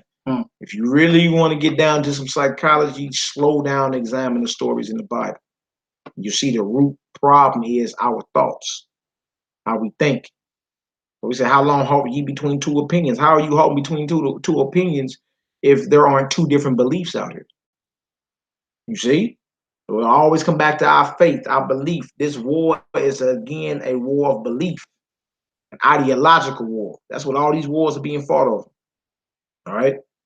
Come on, Hebrew. If Yahweh be Elohim, follow him. But if Baal, then follow him. And the people answer him not a word. Now everybody is ashamed. He's like, look, if Yod-Heh-Wah is power, then you need to follow him. How do you forsake your power, your creator, your source of energy? How you do that? Your weapon. Huh? Even your boy King Arthur had what was called what? Excalibur. Huh? Even Thor got a hammer, anvil. You see? Captain America got his shield. Iron Man got his suit. Right? Every so-called superhero got something to his advantage to make him capable of doing supernatural things. Yours is the name of your power. Nah, you don't hear me though. You just you find being stuck in a westward Babylonian mind frame. You find while claiming you conscious on Facebook. You find while letting everybody know your life problems. What are your thoughts? Well, your thoughts supposed to be on the Most High. You supposed to be using social media, man, to promote the kingdom of the Most High. You understand? Not to be letting everybody in on your little personal business. That ain't what this is about. That's corny. When I be seeing that, I be like, what? Somebody still asleep. Still sleep. You ain't figured it out yet. You understand? Facebook and all that, y'all, if y'all don't know by now, it's an experiment. It's an experiment, right? It's a big experiment by the CIA. Mark Zuckerberg and all them work for the CIA. Right? And it's a way that they can get billions of people on Earth, right? Study on the billions of the minds of the people on planet Earth. With little of no cost. And they willingly give it to you. So they, guess what? They studying your mind for basically free. And you giving it up. Come on, Hebrew, let's get it. Then said Elijah unto the people, I, even I only, remain a prophet of the Most High. But Baal's prophets are 450 men. Let them therefore give us 2 bullocks, and let them choose 1 bullock for themselves, and cut it into pieces, and lay it on wood, and put no fire under. And I will dress the other bullock, and lay it on wood, and put no fire under. And call ye on the name of your God. Yeah, and call you on the name of your powers. Call you on the name of your powers. Let's see who got the biggest weapon out here. Let's see who God really about this. Right? Come on now. And I will call on the name of Yahweh. And the power that answered by fire, let him be Elohim. Now, trip off that, y'all. This is a spiritual wager. You see? Spiritual wager. Who God gonna answer? Who power is the real power? That's the question. Trip off this. Again, what they fear is that you know how to do this. The thing about it, a whole bunch of Israelites start doing spiritual wagers. And they got the knowledge to do what Elijah is about to do. Boy, that is going to skirt this, man. I just watched that movie Transcendence earlier today, and they was scared as a mug that he's uploaded his conscience to the internet. Oh, yeah. You understand? They was scared as the heathens was terrified. You see? Like when they realize that you have a weapon more powerful than them, oh man, you're gonna be seeing results then. You see what I'm saying? You're gonna get heathens gonna be wanting to negotiate and everything then. Can we talk about it? Hold up, wait a minute. Yeah, you Negroes can't even get the heathen to the negotiating table right now. Because there's no you're not manifesting your power. You haven't reactivated that which is lying dormant within you. You feel me? And Stan Lee, who just died, knew it. He got it all from the Bible. They know who the sons of Jacob are. Come on, Hebrew, let's get it. And all the people answered and said, it is well spoken. And so they agreed to it. Yeah. Okay. And Elijah said unto the prophets of Baal, choose you 1 bullock for yourselves, and dress it first, for ye are many, and call on the name of your gods, but put no fire under. And they took the bullock which was given them, and they dressed it, and called on the name of Baal from morning, evening, until noon, saying, Come on. O Baal, hear us. But there was no voice, nor any that answered. And they leaped up on the altar which was made. And it came to pass at noon that Elijah mocked them. He did what? Mocked them. Yeah, so you run across one of them real brews. You understand? That don't got no respect for none of your little gods. You understand? Don't run across them brews as professional Jonahs. You understand? They gonna Joan you, they gonna make you feel about that little. You understand? For even thinking you can go against the Almighty. All right? Elijah started mocking them. Go ahead. And said, cry aloud, for he is a God. Either he is talking, or he is pursuing, or he is in a journey. Maybe your God on vacation. Maybe he busy or something. He started mocking him. Go ahead, Hebrew. Or pre-adventure, he's sleeping. Yeah, maybe he's asleep or something. Forgot to set his alarm clock. Come on, now. And must be awakened.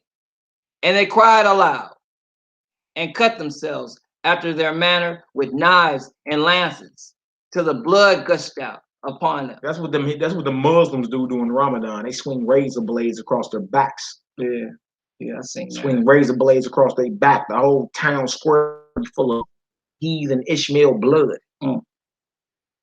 Huh? Something about them false religions, a false doctrine, boy, that had you cutting yourself in. Yeah. All type of madness, right? All right, come on, Hebrew. And it came to pass, when midday was past, and they prophesied until the time of the offerings of the evening sacrifice, that there was neither voice, nor any to answer, nor any that regarded. And Elijah said unto the people, come near unto me. And all the people came near unto him. And he repaired the altar of the Most High that was broken down. Yeah, so his offering place where you come to bring him offerings and gifts. You understand? He repairs that.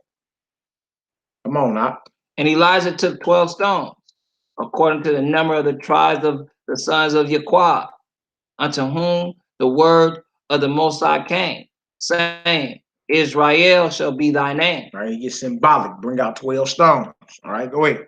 And with the stones he built an altar in the name of Yahweh. So he had knowledge of an altar. You can't just build any old type of altar, just wing this thing. You understand? Elijah, even though he was a prophet, had knowledge on how to build an altar of the Most High, which means he was keeping instructions. And the altar was dedicated or in the name or the authority of Yod-Heh-Wah-Heh. Right? Knowledge our forefathers had, man. All right, come on now. And he made a trench about the altar, as great as would contain 2 measures of seed. And he put the wood in order, and cut the bullock in pieces, and laid him on the wood, and said, fill 4 barrels with water, and pour it on the burnt sacrifice, and on the wood. That's about what he's doing. He pouring water. I thought it's about the first God to answer with fire. Right? Now, if wood is wet, wouldn't it be counterproductive? You understand? But Elijah is so sure of the power he called on. He said, put water on. I'm going to show y'all how my power get down. Right? Wet wood don't burn, y'all. You know what I'm saying? It's harder for wet wood to burn than dry wood. So Elijah took it a step further. All right?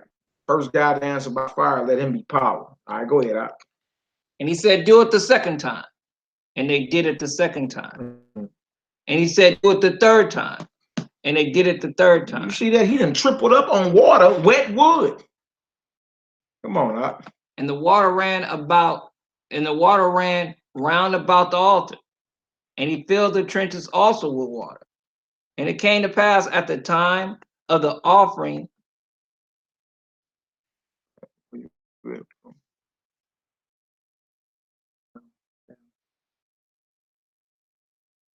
All right.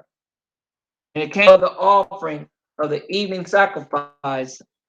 Elijah the prophet came near and said, Yahweh, power of Abraham, Isaac, and of Israel. Y'all hear that? Y'all like this prayer. This is a prayer. These are keys or petitions that men of our nation have lifted up to the Most High before and got results. Why wouldn't you highlight this? If you call yourself a prayer warrior, why wouldn't Elijah's prayer right here be one of the prayers that you understand, shoot up to the throne? He got results with this prayer. So notice again, he called the Most High by his name, Yahweh, power of Abraham, or Yahweh, the force of Abraham, Isaac, and of Israel, right? Let it be known this day that thou art power in Israel, and that I am thy servant, and that I have done all these things at thy word. Very specific. You understand? On who he's talking to. And he's very confident. Let it be known this day. You are the God of Israel, that I am who? Your servant. And what I'm doing according to your word. 37. What it say, y'all? Hear me. Do what? Hear me. Shema, hear me. Shema Ani, hear me. Come on, Hebrew. Hear me. Yod-Heh-Wah-Heh. Hear me. That people may know that thou art the most high power, and that thou hast turned again the fire Ooh. and the wood and the stones and the dust Ooh. water that was in the trench. Boy, you see that? When the wood, where stone, dust, and licked up that was in the trench. Like, I mean, make sure y'all highlight that prayer. You see that? That's powerful right there. Verse 39. And when all people saw it, and they said, Yahweh, he is the power. Yohe Wahe, he is Elohim. Most I know how to get your attention, don't he? You feel me? He was the first God or power that answered by fire. And Elijah said in full confidence, let's have a spiritual wage. Whatever God answered by fire, that's the power. You see? And he was direct. Every time we examine all these prayers, y'all, very direct. Call the Most High by his name, bring up his promises, bring up his mighty acts. You understand? And be direct in what it is you're asking him to do for you. Right? And send that up in faith. This is what the elite feared. This is what the powers that be feared. That you done got spiritual. Can you imagine there's a whole bunch of Elijahs running around here? With knowledge on crack in the sky, getting fired, heavenly fire to fall from heavens. And you want to talk to me about a hellfire missile? Stop it, man. A little hellfire drone ain't got nothing. If all of us learn how to call in an airstrike for real. And again, y'all, this is what they fear. This is what's feared, right? We spend more of our time in prayer and meditation. That's the whole point of all this. Even those that consider themselves samurais, ninjas, and all that, they're highly disciplined. Y'all trip off that? Very disciplined, very focused. Like how we spiritual warriors and we ain't even focused, right? You think meditation is boring. You think prayer is boring. You ain't even looking at it like it's a weapon. You think calling on the Most High name is corny. Like you, God forbid, you get heard saying hallelujah somewhere. Oh boy. When said in confidence the right way, at a certain vibration, you mess around and crack the heavens. Huh?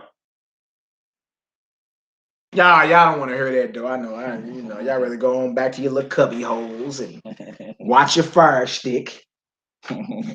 Huh? Come on, man. Let's get her done. Where we at? Verse 40. Come on. And he said unto them, take the prophets of Baal, let not one of them escape. And they took them. And Elijah brought them down to the brook Kishon and slew them there. And Elijah said to Ahab, get up, eat and drink, for there is a sound of abundance of rain. I trip off this. So even after the wager, you understand the wager must have been whoever God don't answer by fire got to get put down. Whoever God answered by fire is the real God. Whoever God don't answer, you understand? That's death. And they agreed to it. See what Elijah did? He said unto them, take them prophets, right, them false prophets. Told the people that. They just confessed out their mouth that Yod-Heh-Wah is power. Let not one of them escape. And they took them and slew them there at the brook of Kishon. Woo! Man. Verse 42. So Ahab went up to eat and to drink, and Elijah went up to the top of Carmel. And he cast himself down upon the earth and put his face between his knees and said to his servant, go up now, look towards the sea. And he went up and looked and said, there is nothing. And he said, go again 7 times. And it came to pass at the 7th time. And he said, behold, there arises a little cloud out of the sea, like a man's hand. And he said, go up, say unto Ahab, prepare thy chariot, and get thee down, that the rain stopped thee not. And it came to pass in the meanwhile that the heaven was black with clouds and wind, and there was a great rain. And Ahab rode and went to Jezreel, and the hand of the Most High was on Elijah. And he girded up his loins and ran before Ahab to the entrance of Jezreel. Hallelujah, hallelujah. All right, we're going to get into this Maccabees, the book of Judith next in the Apocrypha. Let me take it off the screen share for a minute, then we'll put it back on there when we get to, we'll put it back on there when we get to Joel and all that. We're going to Judith? Yeah, we're going to Judith, the 5th chapter. Judith is the 5th chapter. I pray y'all getting some understanding right now to the Most High. I say Mally trying to get it popping. No, man, just trying to get us focused. That's it. Focus. You understand? How powerful we really are. We're more powerful than we understand, more powerful than we know. You feel me? And these final hours, man, our prayers need to be up. Our prayers need to be up, man. You understand? One ox said he don't know how to meditate. It's simple. A lot closing your eyes, breathing. You understand? Focus on your breathing. Understand the Bible calls each breath you take the breath of life, not oxygen and carbon dioxide. So every breath that you take in is actually an extension of the Most High. So understand that. You understand? Close your eyes and just bring into memory the word of the Almighty. You understand? Recall these stories, recall some scriptures. It helps when you recall too. You understand? So it's simple as closing your eyes in the silence. Right? Get somewhere where it's silent. Preferably early in the morning, 3, 4 o'clock in the morning. You understand? Focus on your breathing. That way you can calm down. You understand? In through your nose, hold it out through your mouth. Basic breathing technique. You dig? And bring into memory what the Most High has done for you. Bring into memory His word. You're just reflecting over His word. You're reflecting over the love and goodness of the Almighty. You start feeling good inside as well. You start feeling a warm sensation. You understand? You start feeling electricity shoot up your spine and all that. You understand? That's what you do. You even while you're doing that, you can call on the name of the Most High. Yodeh, Wahe, Yahweh, Yahweh, Yahweh. You understand? All that, man. But it's to really get you to calm down and reflect over His word. That's what meditation is. You just reflect. It's almost like He talking to you because you're remembering the word that He said. Dig? So Jude the 5th chapter. Jude the 5th chapter. Jude the 5th chapter.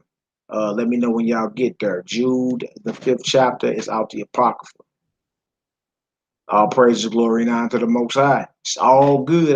Y'all God is real. Our God, our power, our weapon, our technology, real, man.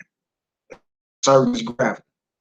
All right. So in the book of Judith, and I want to go here because I want y'all to see what the nations understand about us. You understand? Something that we really ain't taken to understand about. Trip off what the nations actually think about us and our God. You understand? They didn't study us, man. They got what's called think tanks. They got groups of people that are specifically set aside to study us. That's crazy, man. They know your habits. They know what you like. They know you like that chicken and watermelon, that chicken and that bird. You understand? They know what flavor blunts you like. You understand? What favorite drink you drink. What favorite wine, that pomegranate wine. That favorite wine you drink. They know all of it. What kind of contraceptive you were. They know all of it, man. They didn't study you. You feel me? For the sake of controlling your mind. They control your mind, you're a slave. You understand? I'm no longer a victim to what other people think. It's been that for a while, but you can't live your life enslaved to the thoughts of others. You'll never be free at that point. And if the Son of the Most High made you free, you're free indeed. All right? Well, let's get this Jude the 5th chapter. Then was it declared to Holofernes, the chief captain of the army of Assur, that the children of Israel had prepared for war and had shut up the passages of the hill country.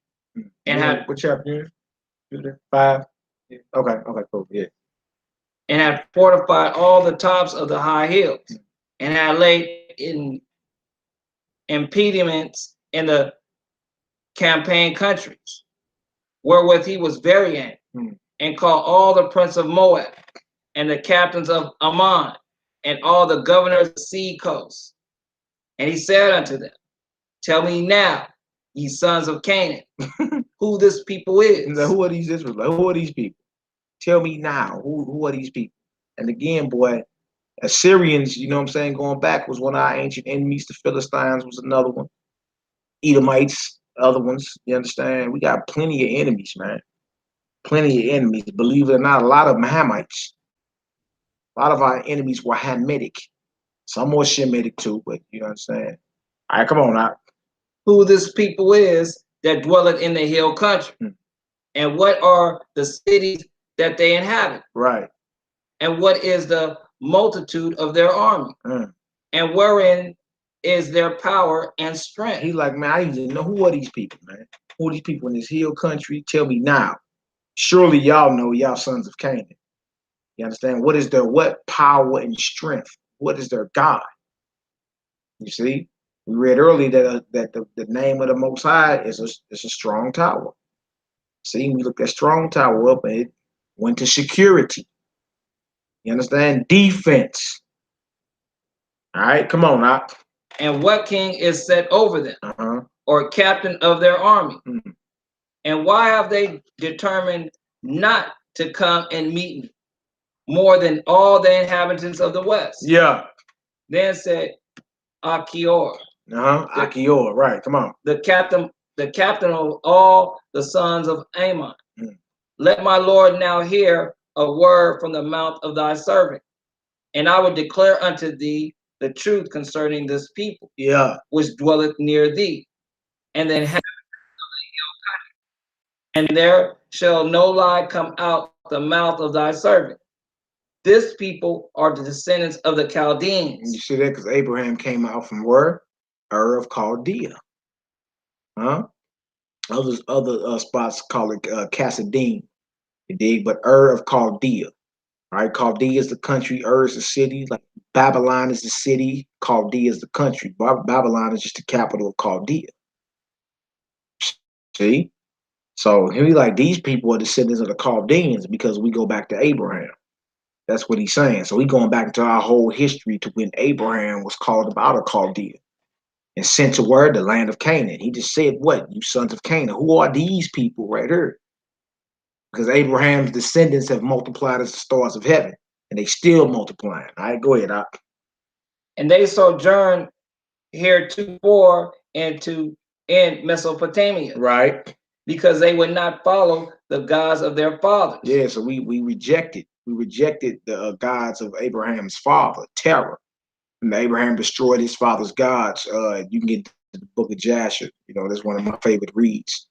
It did. But we rejected paganism. We rejected idolatry to serve true and living power. All right. And that same power made a covenant with Abraham. All right. Come on, Hebrew. Which were in the lands of Chaldea. Yeah. For they left the way of their ancestors to heaven. Yeah. So this is an outsider. This is the captain of the children of Ammon. This is the captain of their army. You feel me? And this is showing that the nations have studied us. Right? This is a heathen letting it be known. Like, look, they rejected the gods of Chaldea and they what? Start serving the God of heaven. That's out of his mouth. You see? The nations already know. Right? And as you see, based off his response, it only proves that the nations study us. They study us. All right, go ahead. The Elohim whom they knew.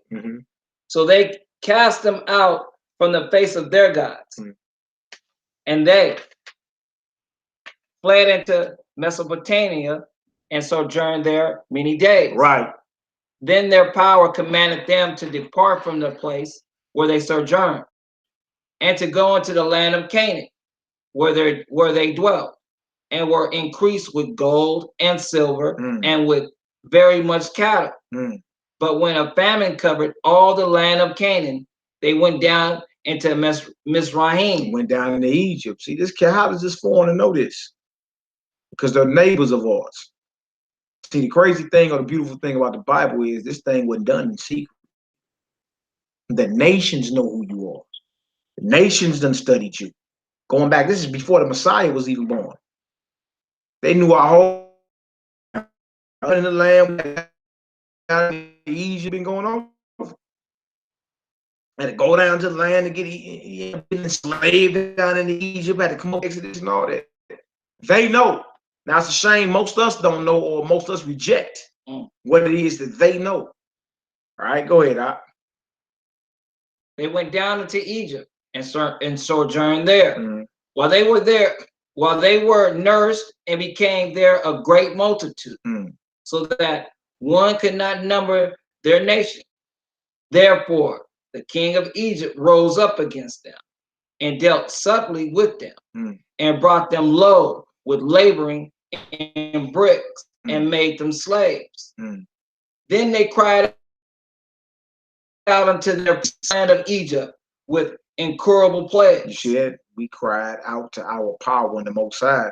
You understand? Start smiting the land of our captivity with plagues. You crying out to the Most High? Are you really asking him to read? Or you still caught up in your own personal life? What he said, your cubby. You understand? They cried to the Most High because they wanted out. And the Most High respected it. Again, y'all, that's what they feared. That you done link back in, or you in sync with your old hey, why hey. And you can get results. See? As certain as breathing oxygen.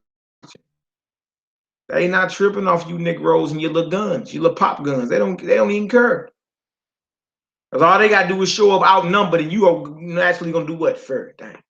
I'm outnumbered. It's too many of them. Huh? Put your guns on the park bench. Hey man, put your gun down. Unarm them, unload them. Hey man, I take that man real man. Just do what they say.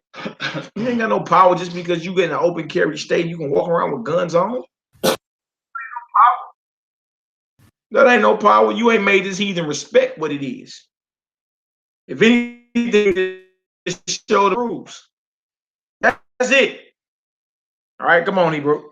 Therefore, the king of Egypt rose up against them and dealt subtly with them and brought them low with the laboring and brick and made them slaves.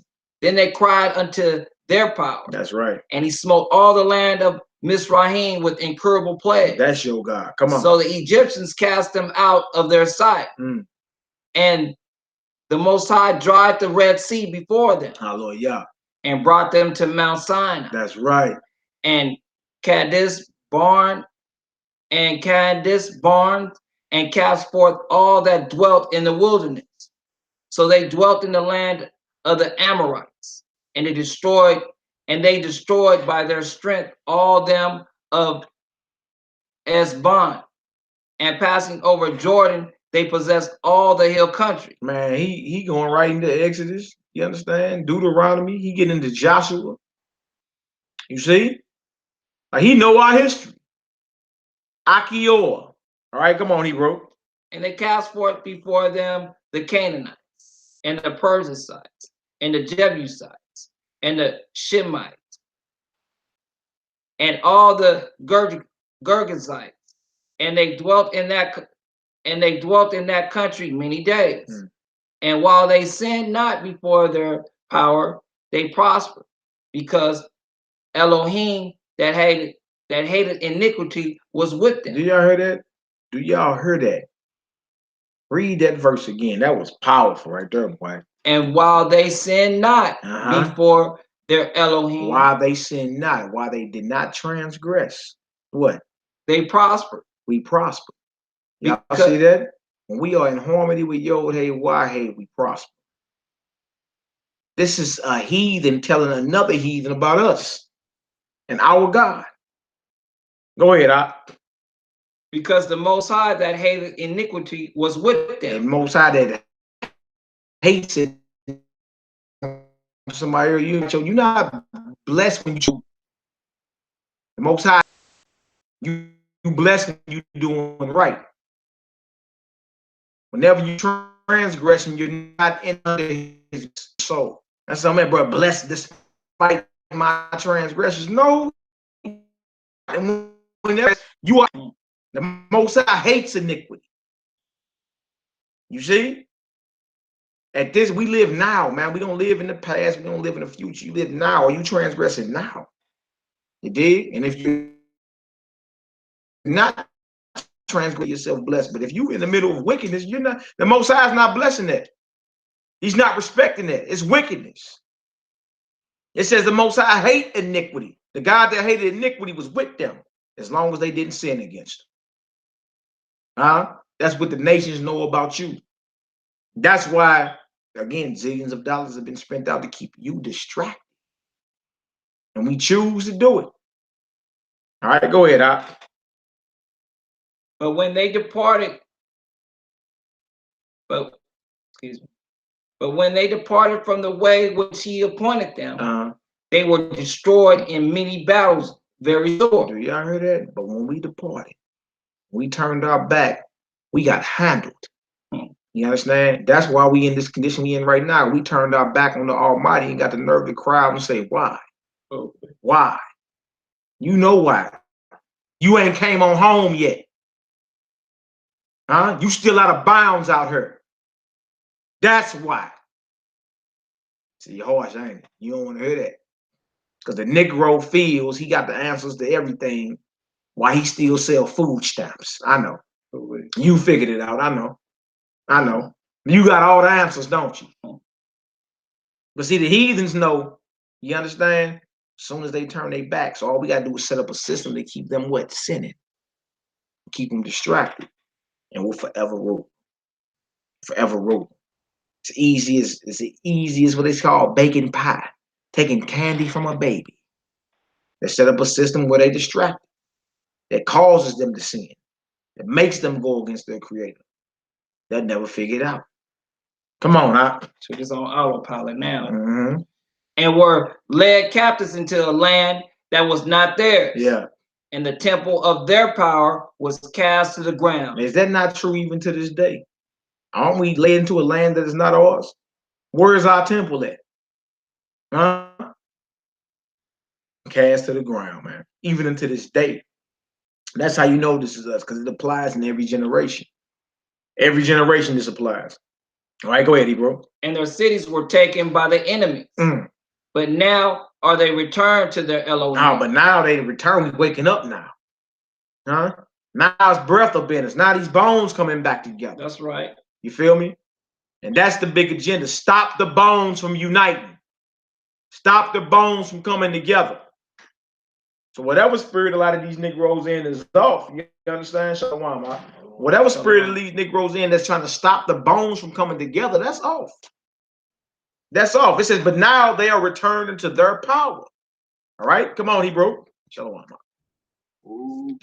And are come up from the places where they were scattered and have possessed Jerusalem, where their sanctuary is, and are seated in the hill country. They scared, boy. They done came back out of captivity. They back in their land.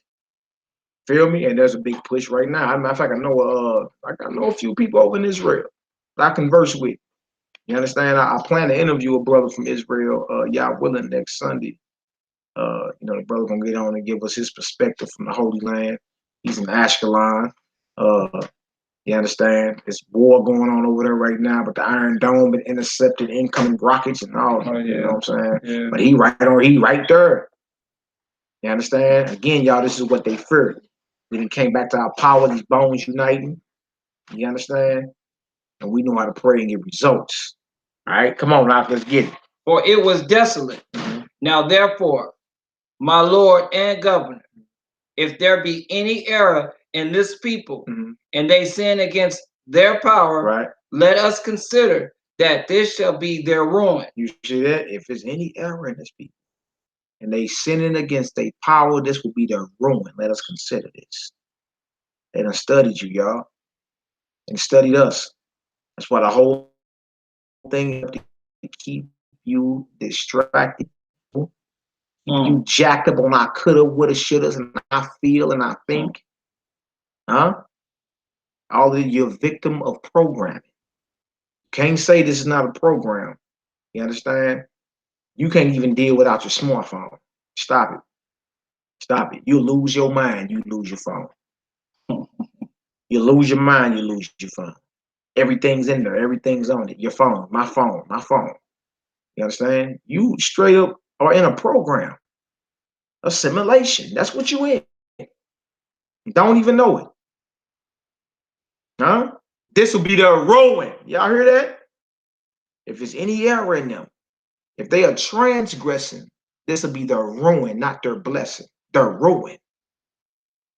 Wow. And this is what your enemies know about you. Trip off of their mindset. Trip off their mindset. All right, come on, Hebrew.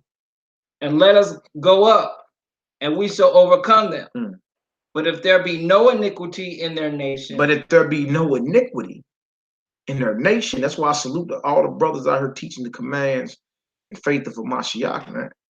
That's major. That's major. That's where the revolution starts, in the spiritual. That's right. That's where the revolution starts at. So any brother out here teaching the commandments, you understand, and faith of the Messiah, salute. Because the enemies know, your enemies know exactly what it is. Start there from the top, what it say? But if there be no iniquity in their nation. If they keeping them commands, if they focused on righteousness, if there be no iniquity in them, go ahead. Let my Lord now pass by. He said, you better keep it moving. You better go walk that off. You better keep that moving. Go ahead, Doc. Least their power, least their master defend them. Least the Most High Yod Hey Wah defend them. Y'all know they got Excalibur on their side. You know they got that weapon on their side that we don't got. And all they got to do is be obedient to him. You understand? And if they are, we better keep it moving. We better keep that moving. Come on now. And their Elohim be for them, and we become a reproach before all the world. He said, boy, we'll be mocked world we go up against them and keeping the commandments of their power. It's a wrap. You ain't read about them? You don't know who their God is? Yeah. They still make movies about it. Huh? Raiders of the Lost Ark. See at the end what happened. You see? And that's Indiana Jones going back to the 80s. These heathens know. You better believe it. All right, go ahead. And when Achior had finished these sayings, all the people standing round about the tent murmured, and the chief men of Holofernes and all that dwelt by the seaside and in Moab spake that he should kill him. For say they, we will not be afraid of the face of the children of Israel. For lo, it is a people that have no strength, nor power for a strong battle. You see that? Them proud heathens like, man, whatever. We can kill all them niggas. You understand? They not united. They not focused. We got them stuck on rap music and, you understand, drugs, and man, we ain't respecting them, nor their power. Play right into the Most High's hand. See? Go ahead, Doc. Verse 24. Now therefore, Lord Holofernes, we will go up, and they shall be a prey to be devoured of all thine army. Yeah. So the whole point was that they study us, and this cat Achior, who was the host of Ammon, let it be known, if there's no iniquity in them, you better keep it moving. You understand? We'll be fighting against a force, you understand, that we don't have. You understand? And if they're obedient to that force, nothing or no one can stand against them. Huh? We just read how he killed 185. He sent one angel, and they killed 185,000 Assyrians. Huh? One angel killed 185,000 Assyrians overnight while they was sleeping, farting, and scratching. Yeah. Caught you with your shoes off, ready to snooze off. Reserve you for the judgment. Wow, now that's crazy because it's like 250,000 people that die every day. And 185,000 died that night. So that shouldn't be, oh man, I don't believe that, man. It's 250,000 people die every day. Yeah. What you talking about? Every day it's 250,000 people that leave this earth every day. And you don't want to believe 185,000 people died in one night. Come on, Ak, it don't make no sense, man. It don't make no sense. All right, so next, y'all, we going to Second Maccabees, the 3rd chapter. Second Maccabees, the 3rd chapter. We got a few of these apocryphal scriptures we want to get into. We want to show y'all the battles of us warring against Greek tyranny. That's right. Again, some more enemies that came in. You feel me? And through fear, you understand, cast doubt into our minds. You understand? And through that, we're not even protected. But it's always a remnant of brothers that stand up and got full faith. You understand? But you'll see as we start reading about they had to pray. They had to use the knowledge that they had to pray to the Almighty to get immediate results. See? And y'all, we are the children of our forefathers. What's in them is in us. The covenant passed from Abraham on down to us. You see? What was in Abraham is in us. It's in our DNA. Wow. And again, you know, it's a video. It's real short. It's like 1 minute and 51 seconds. But you can just type it in, Yahweh or Yahweh. YHWH is a code for DNA or something. It's on YouTube, and you'll see it's 700 Club behind there. But old boy break it down and was like, what the heathen found out is that Yod-Heh-Wah-Heh, the name of the Hebrew God, is a formula for DNA. They killed that heathen. They killed that heathen behind. We ain't making this stuff up, man. Shalom, shalom, Zion. Shalom, Akim, Toda Rabbah, hallelujah. Yidiyah Dowdy, that's right. I see that E-Brit. Shalom, Akim, Toda Rabbah, hallelujah. You know, we speak a little bit of it. All right. All right, let's get it done, y'all. We in Second Maccabees, the 3rd chapter. Second Maccabees, the 3rd chapter. Again, DC and Mortal Comics exposed the first Isra-Elite Supermen, part 3. We want to go over more of the scriptures. We're gonna end it with 12 verses in the book of Jasher. How many of y'all knew Joseph, the son of Jacob, was a warrior? Joseph was a warrior too, man. You come from a long line of humble, righteous warriors that had full faith in their power, man. You understand? It's time for us to really understand this and really apply this, man. Application. It's time to apply it. Feel me? Spend more time having conversation with the Most High. And then having conversation with self. Like, how can I get better? How can I improve? Judge yourself. Reflect over your day, man. Meditate. That's what meditating is. Reflect. You understand? So you can get better. All right, let's get it done. Verse 1. Now when the holy city was inhabited with all peace, and the laws were kept very well, because of the godliness of Onias, the high priest. See, so attitude reflect leadership. Never forget that. All right? Our high priest was someone that actually enforced the laws. You understand? And then there was peace. Blessed are the peacemakers. You understand? When you got to establish order, they got to be in order. Basador, in order. Got to be in order, don't it? You feel me? And that's what the men of the Most High are called to do in these last days. Take the bull by the horn, man. Establish order by any means necessary. That's right. Quit compromising, man. Quit compromising. You ain't doing nothing but doing a disservice to the Most High, to the kingdom, and to your people.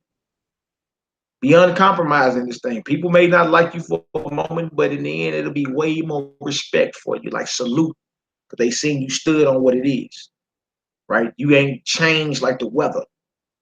Feel me? You stood on the word of the Almighty. All right, come on now, let's get it. And his hatred of wickedness.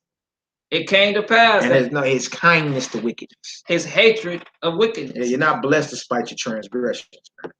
You feel me? Real men of the Most High, real sisters of the Most High hate wickedness, right? They don't utter such things like, despite my transgressions. I know you're not. If you're transgressing at that moment, you understand, you are of the devil. Oh, that's what it says in 1 John, the 3rd chapter. And you are of the devil at that point. Now, if you're not transgressing, you can consider yourself blessed. You live in the now, y'all. Anything that's done in the past is supposed to be forgiven if you're serious about this thing. So you ain't transgressing now. So what are you premeditating to go transgress in the future? Huh?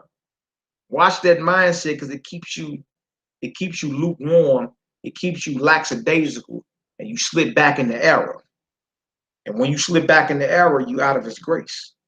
Playing Russian roulette with your soul, man. There's a commandment in the scriptures for us to be perfect as our Father is perfect. We got a lot of focusing in to do, man. You know what I'm saying? We got a lot of focusing in to do. That's right. All right, come on, Doc, let's get it. Verse 2. It came to pass that even the kings themselves did honor the place and magnify the temple with their best gifts. Insomuch that Seleucus, king of Asia, of his own revenues, bear all the costs belonging to the service of the sacrifices. Hallelujah. But one Simon, who was made governor of the temple, fell out with the high priest about disorder in the city. You see, so you see what I'm saying? So here comes this Benjamin, but he didn't fell out. Just because you getting mad at him, now you know what I'm saying? Now you turncoat. You mad at him. Understand? Come on, Hebrew. And when he could not overcome Onias, he got him to Apollonius, the son of Thyras, who then was governor of Syria, and Venice. The treasury in Jerusalem was full of infinite sums of money. So this you gonna call him an Israelite heathen, this Benjamite, this heathen. Or fell out with the high priest. Now he done went to our enemies and told them where the stash is at. The temple in Jerusalem got so many, it's so glorious, so many riches. Oh man, you should see it. Huh? Give me some authority, you understand? It's yours. I want the authority, I want the power though. Because you get into it with another Israelite, you'll sell Israel out. You understand? Now that's weak. That's soft. SOF capital T. Soft. You understand? Everybody ain't real, man. Israel's best interest in mind. All right, go ahead, Doc.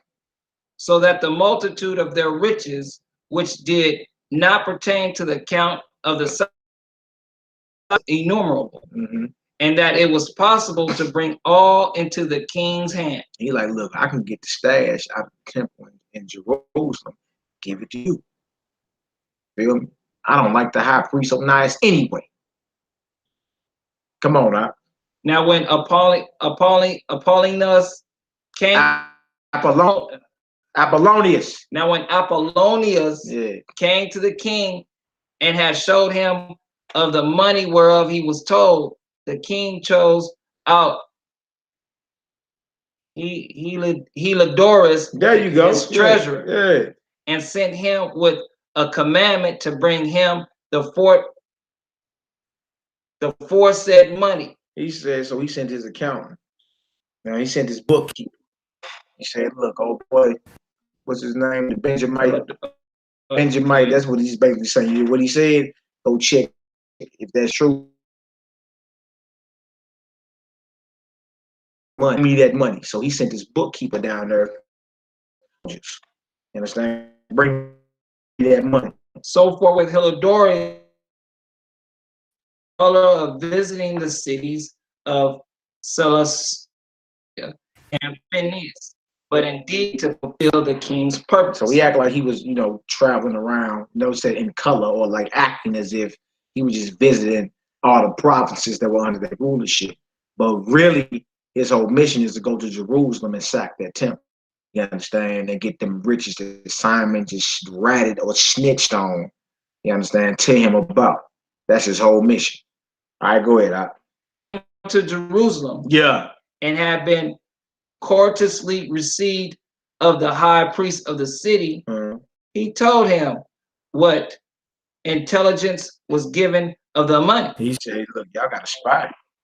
Feel me? I'm gonna tell you what's been told me. I heard y'all sitting on glorious riches around here. What the king wanted. This is the intelligence received about your stash, your temple here in Jerusalem. And all because two Israelites get into it and one of them go snitch and tell. You understand? And mess around and bring this calamity down on Zion.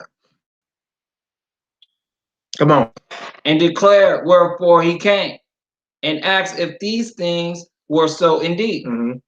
Then the high priest told him that they were with such money laid up for the relief of widows and fatherless children. He said, look, man, this money you talking about, that's basically it was their ancient, if you want to call it that, welfare system, whatever, is laid up for those that need it. The fatherless, the children, you understand, the widows. That's what our extra preserves or reserves are laid up for. Right? Go ahead. And that some of it belonged to Hyrcanus, son of Tobias. Hyrcanus, right? Go ahead. A man of great dignity, and not as that wicked Simon had misinformed. Yeah, he was like, so this is like part of this is Hyrcanus' stash. You understand? John Hyrcanus was a warrior, valiant man as well, and he was Judah Maccabees actually. You understand? But that's in the histories. As you read through this Maccabees, you start seeing the transition from the Greek rulership into the Roman rulership. How gradual it was. Well, go ahead.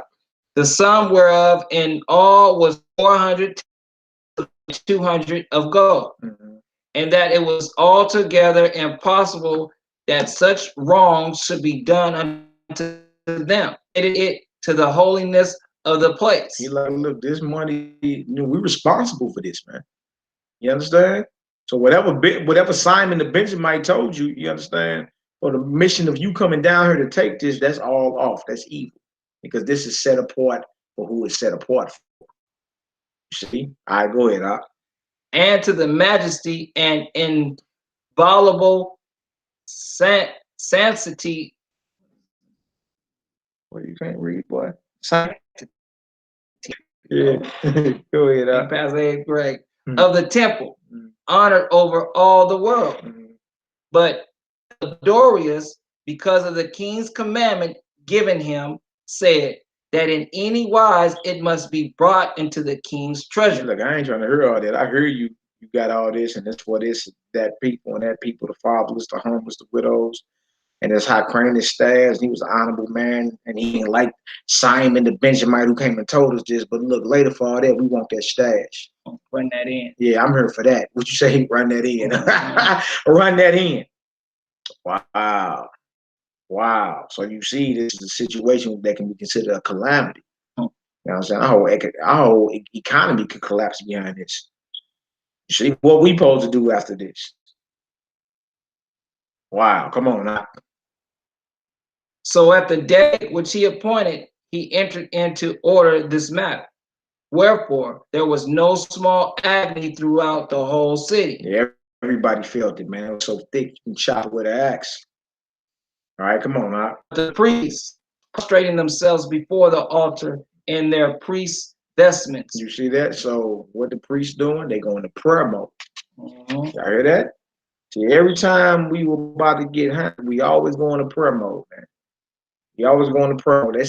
They're on their knees before the altar of the Most High. You understand? They're on their knees before the altar of the Almighty. Like prostrate before the Ark of the Covenant. You feel me? If the Ark of the Covenant was still around then, but they're in the temple prostrate, bowing to the Most High. Right? Go ahead.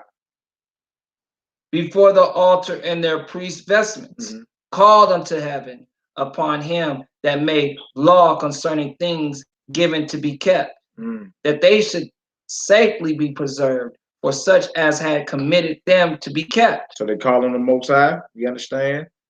And they are very specific in what it is they need. You understand? Preserve us, defend us, keep us. Come on, Then whoso had looked the high priest in the face, it would have wounded his heart, for his countenance and the changing of his color declared the inward agony of his mind. Yeah, so your countenance to tell it all. How a person look on the outside, you can read somebody's face and tell if they're disturbed.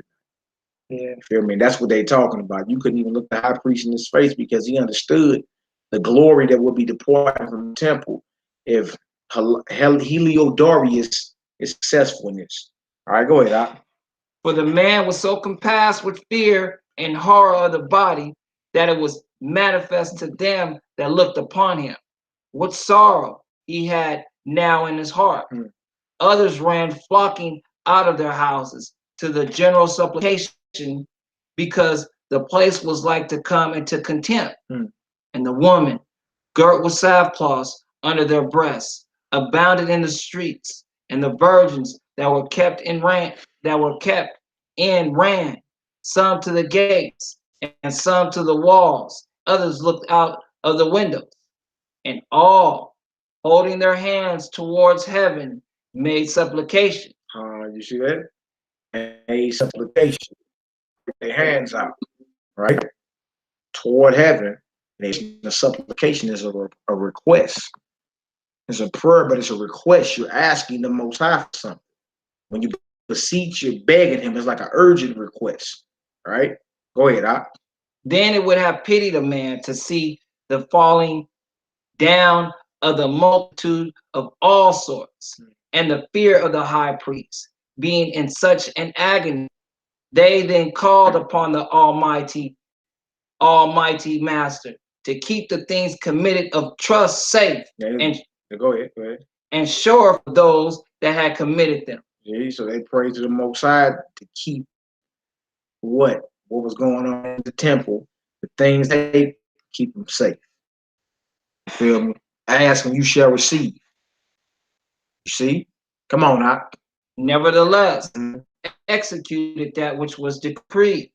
Now, as he was there present self with his guard about the treasury, the Most High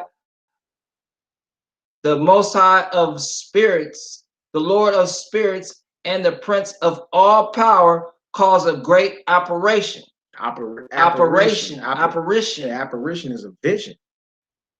See that? So while he there thinking he about to get this off and take the stash, the Most High, you understand what it say about the spirits? So that all that presume to come in. What does it say about the spirits in there? The Lord of the Spirit. The master of the spirits. The Most High, the master of the spirits, calls an apparition or seeing a vision. Spiritual. Again, they fear that you know how to get spiritual. You can pray and you can petition the heavens, then the Most High start even playing mind games on your enemies. You understand? Send them visions. Go ahead, Doc. Presumed to come in with him were astonished at the power of Yahweh and fainted. And what? And fainted. Fell out, lost strength. Go ahead. And was so afraid. Yeah. For there appeared unto them an horse with a terrible rider upon him. Now, see, so the most of an apparition or vision, but it's an angelic being, a mighty soldier of the Most High on a horse, right? This is the vision he's seeing. Go ahead, Doc. And adorned with a very, very fair covering. And he ran fiercely and smote at Heliodorus with his forefeet. And it seemed that he that sat upon the horse had complete harness of gold. Moreover, two other young men appeared before him, notable in strength. See, so now more soldiers killed 185,000 earlier. Or as an angel show up on a horse, Dorius, he jumping, dang! You feel me? You ever seen a vision before and thought it was so real? You feel me? It shook you to the core, right? Then two more angelic forces or soldiers of the Most High show up, notable in strength. So these wasn't white little babies in Pampers. You understand? This wasn't none of that. These weren't white little babies in Pampers. These was soldiers of the Most High, head busters. You feel me? So they show up, and the Most High gives a vision, you know what I'm saying, to throw them off. They show up. It is what it is. Come on, Hawk.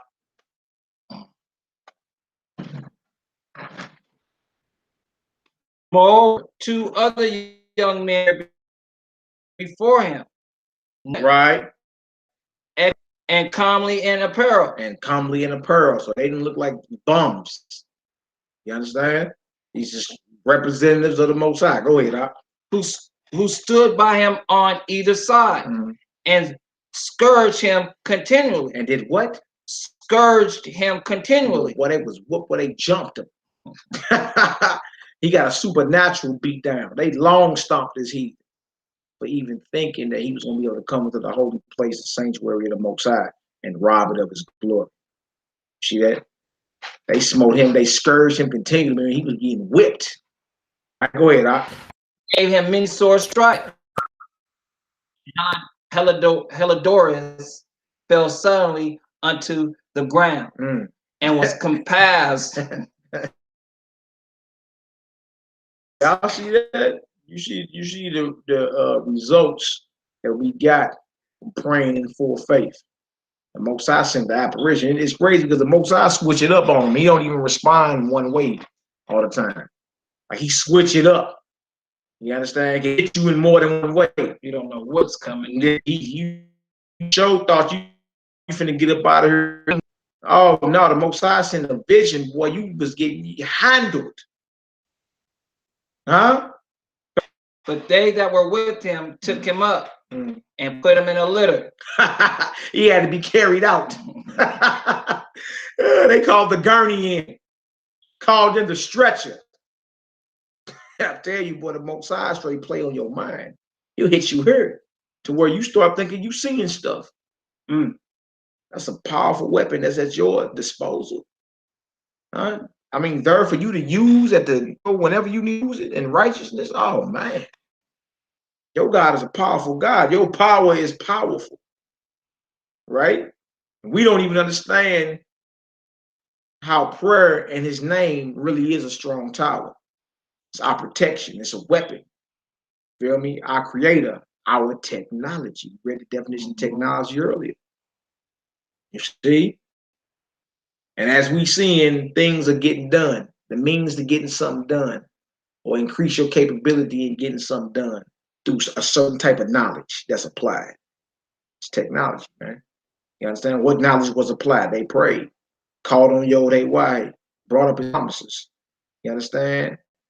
Brought up his mighty acts and was directing what it is they wanted from him. And offered it up in full faith, as confident as certain as breathing oxygen, as certain as I dropped this pen right here. See, you start thinking on your prayers like that, and you seal them in the vibration of Yahweh Shah of Nazareth. Oh man, that's powerful. Yahweh Shah, oh man, come on. Yahweh Shah Mashiach, you feel that?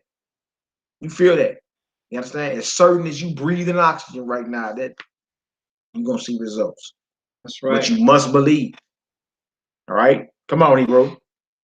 Thus him that lately came with a great train and with all his guard into the said treasury, they carried out, being unable to help himself with his weapons. Man, he couldn't even carry his weapons.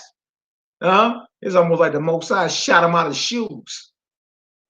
He had to be carried. Oh man, calling the gurney. Come on now. And manifestly, they acknowledge power of Yahweh. You see, that would have to be the power of the Almighty. Like, what else is that? To where Helidorus was snap. He's seeing stuff everybody else ain't seeing. And he whooped so bad, he needed out. He couldn't even carry his own weapons out. Right? This is a power waiting on you to ask. Feel me? You just got to be obedient to him. Ask me and I'll give you the heathen for your inheritance. All right, come on now. For he by the hand of the Most High was cast down and lay speechless without all hope of life. He got handled. He got handled. The speechless, can't even say nothing without any hope of life. You see? That's what the Most High still do for us in this hour, y'all. Huh? He still do it for us in this hour. You just got to believe, man. You just got to believe. All right, come on out. But they praised the Master. They did what? They praised them. They didn't get sad. Dang, I can't believe, dang, he heard. I want to pray for him. Now they praised the Almighty for showing up. You understand? For manifesting and coming to their aid and rescue. You feel me? Because this thing was beyond their control. They need to get results. They need to go above Heliodorus' head. They gotta go above his head. This thing here above his pay grade anyway. We need to holler at the Most High. All right, go ahead, Doc. That had miraculously honored his own place. Yeah. But the temple, which a little afar was full of fear and trouble, when the Almighty Master appeared, was filled with joy and gladness. Hallelujah. Then straightway certain of Heliodorus' friends prayed Onias that he would call upon the Most High to grant him his life. See, now you got your enemies asking you, hey man, pray to your power. You understand that he have mercy on us. Pray to your power that he'll spare his life. Now that's power. You understand? When you can make a heathen in their rulership come to you, the slave, and say, hey, pray to your God for me, man. You understand? Pray that he have mercy on me. That's power right there, boy. As you understand? And at that point, they know where the power is. There ain't a sword, there ain't an army on planet Earth that can deliver Heliodorus. He's snapping. He having visions, you understand, in the spirit. Most I sent him a violent apparition. Ain't nothing you can do about that. You be seeing people that you think crazy be doing all this and talking to themselves and up in the corner like they done smoked a wet daddy or something. Yeah. Yeah, that was your boy. He smoked a dip, basically. I heard wet on PCP. Most I jacked him up like that. Hey man, pray to your God, man. He have mercy. Yeah. Yeah. Yeah. You know what he telling you? I submit, tap out. Tap out, I don't know no more. It's above my pay grade. I ain't even ready for this. All right, come on, Hot. That he would call upon the Most High to grant him his life, who lay ready to give up the ghost. So the high priest, he was gonna die. He was gonna die. Go ahead, Hot. So the high priest, suspecting least the king should misconceive that some treachery had been done to Heliodorus by the Jews, offered a sacrifice for the health of the man. So you feel me? Like, just so you know, they don't think this happened on account of a sacrifice to appease the wrath of the Most High. You understand? The Most High got angry. The Most High like, oh, okay, I'm gonna handle this. So you offer a sweet smelling aroma to the Most High. Okay, there it is. Right? Go ahead, Doc.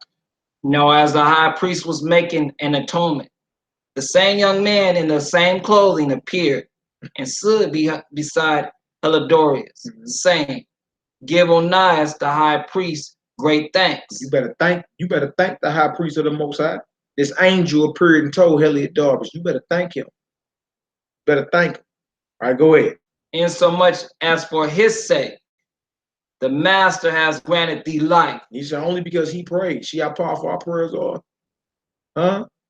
Do y'all see how powerful our prayers are? To where the angel even came back and told the enemy, you better thank him. Because I was going to kill you. White meat. I was going to kill you. I was going to send you to the judgment. You better thank Onias. All right, go ahead, Doc. And seeing that thou hast been scourged from heaven, declare unto all men the mighty power of Elohim. Being you done got your ass whooped from heaven. He just got his ass whooped. Make no mistake about it. He got handled. Do y'all realize this? Huh? He said, you better declare to everybody that mighty works of Elohim. You better. You better. Feel me? And this is a power that's waiting for us to call on him, man. Ask and you shall receive. The most power, our weapon, our technology, our force that they don't have. You got all this power over here and you don't know how to use. What's the sense of having guns and you don't bust them? That's right. You feel me? That's you got right. The most powerful God, the most powerful power in existence, and you don't know how to link in with him? That ain't a problem to you. That's a problem to me, man. I don't like feeling outside of the Most High's grace. It just don't feel right. It don't feel right. You understand? You are a direct child of the creator of heaven and earth. You understand? And the blood covenant with him. And you don't know how to link in with him. You don't spend your time linking in with him. Right? You got all this inside of you. I just told you the heathens killing their own. They're saying that Yod Wah Yahweh is a formula for DNA. The kingdom of heaven is within. You got all this line dormant within you, ready to reactivate, and you don't spend no time trying to reactivate. You don't spend no time tuning in. You spend all your time distracted, jacked up on emotion. Come on, man. We got a lot of work to do. Hey, and we better hurry up. All right, come on, Hebrew. And when they had spoken these words, they appeared no more. So Helidorius, after he had offered sacrifice unto the Most High and made great vows unto him that had saved his life. He said, boy, yeah, you better do a sacrifice and vow to the creator of heaven and earth. What did he do? And saluted Onias, returned with his host to the king.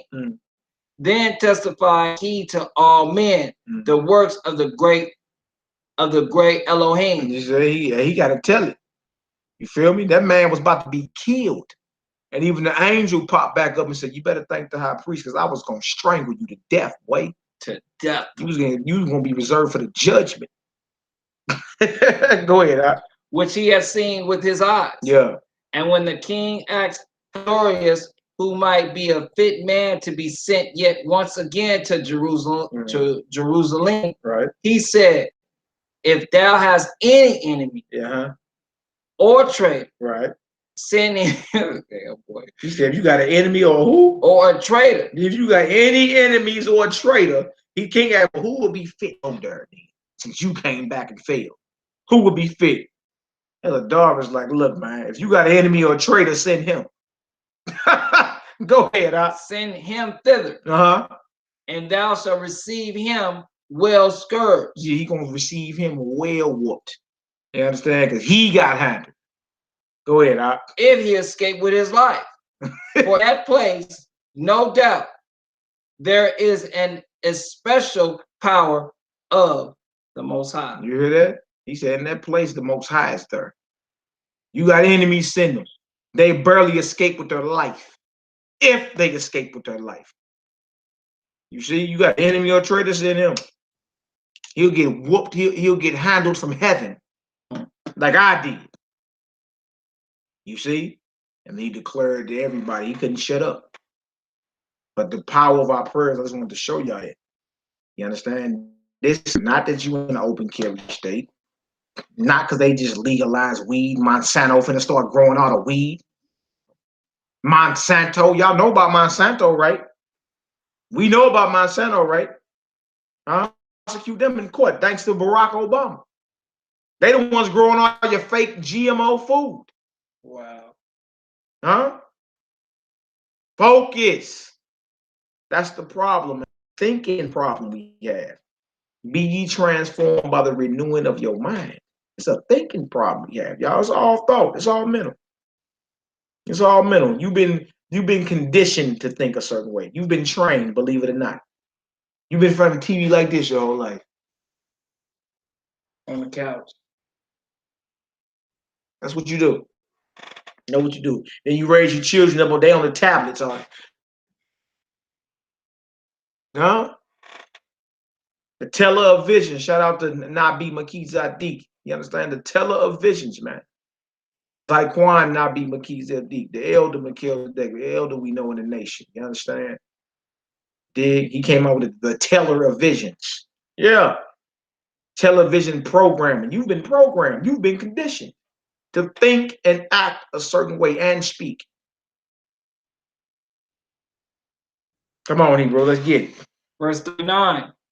For he that dwelleth in heaven hath his eye on that place, and defendeth it, and he beateth and destroyeth them that come to hurt it. And he beateth and destroyeth them that cometh to hurt it, man. Come on, Op. And the things concerning Helidorius and the keeping of the treasury fell out on this sort. Go to 2 Maccabees 10 next, 14 through 38. 2 Maccabees 10. Y'all get some understanding out there? Y'all get some understanding? Throw a 7 up in the chat. Throw a 7 up in the chat. We got a few more scriptures we want to hit. And just to show our people what it is, man. And even get down to the healing power that's lying dormant within you too. Healing power and all that, man. You understand? Ye are gods and children of the Most High. Yeah, you die like a man. Yeah, that's true. Right? But that doesn't make the statement before that false. Ye are gods and all you are children of the Most High. Understand? You are part of the Most High's family. Y'all just little G's. We just little G's. You understand? But nonetheless, you understand? We're very close to the Most High. You understand? We're very powerful. All that. All of the above. Y'all get some understanding. Hallelujah, Yah. And all praise to the Most High. All right, we in 2 Mac 10. We're going to read 14 through 38. Another example of us praying and supernatural things start happening. The beautiful thing about the Most High, he don't never hit our enemies just one way. Like the Most High just think of ways to hit the enemy. It'd be beautiful. Like just while they scratching and fighting and sleeping. And send that head bus over there, destroy 185,000 of them. That's powerful, man. Feel me? Oh, he think he about to go into the temple and take away the glory. I'm gonna send 3 notable men and I'm gonna send him a vision. You understand? He gonna get whooped from heaven. How about that? He gonna be at the point of death. Then he gonna tap out like the UFC and submit. And then he gonna go brag about me. That's beautiful, man. You serve a mighty power, man. Sometimes I sit back and just try to imagine and think like, wow, that was super precision right there. I wouldn't even thought of that. Thinking like, wow, you know. All right, let's get it, Hebrew. But when Gorgias was governor, Amuna Batya, Shalom, Shalom, my sister. Come on, Hebrew. Of the holds, he hired soldiers and nourished war continually with the Jews. So right now, Hebrew, Shalom, family, Shalom, Shalom. Y'all press like on the video. Y'all press like on that video, man. We get a few shares going around here. All praise. Thank y'all for y'all prayers and y'all support. Go ahead, like, go ahead, share it. Facebook, Instagram, you know, all over.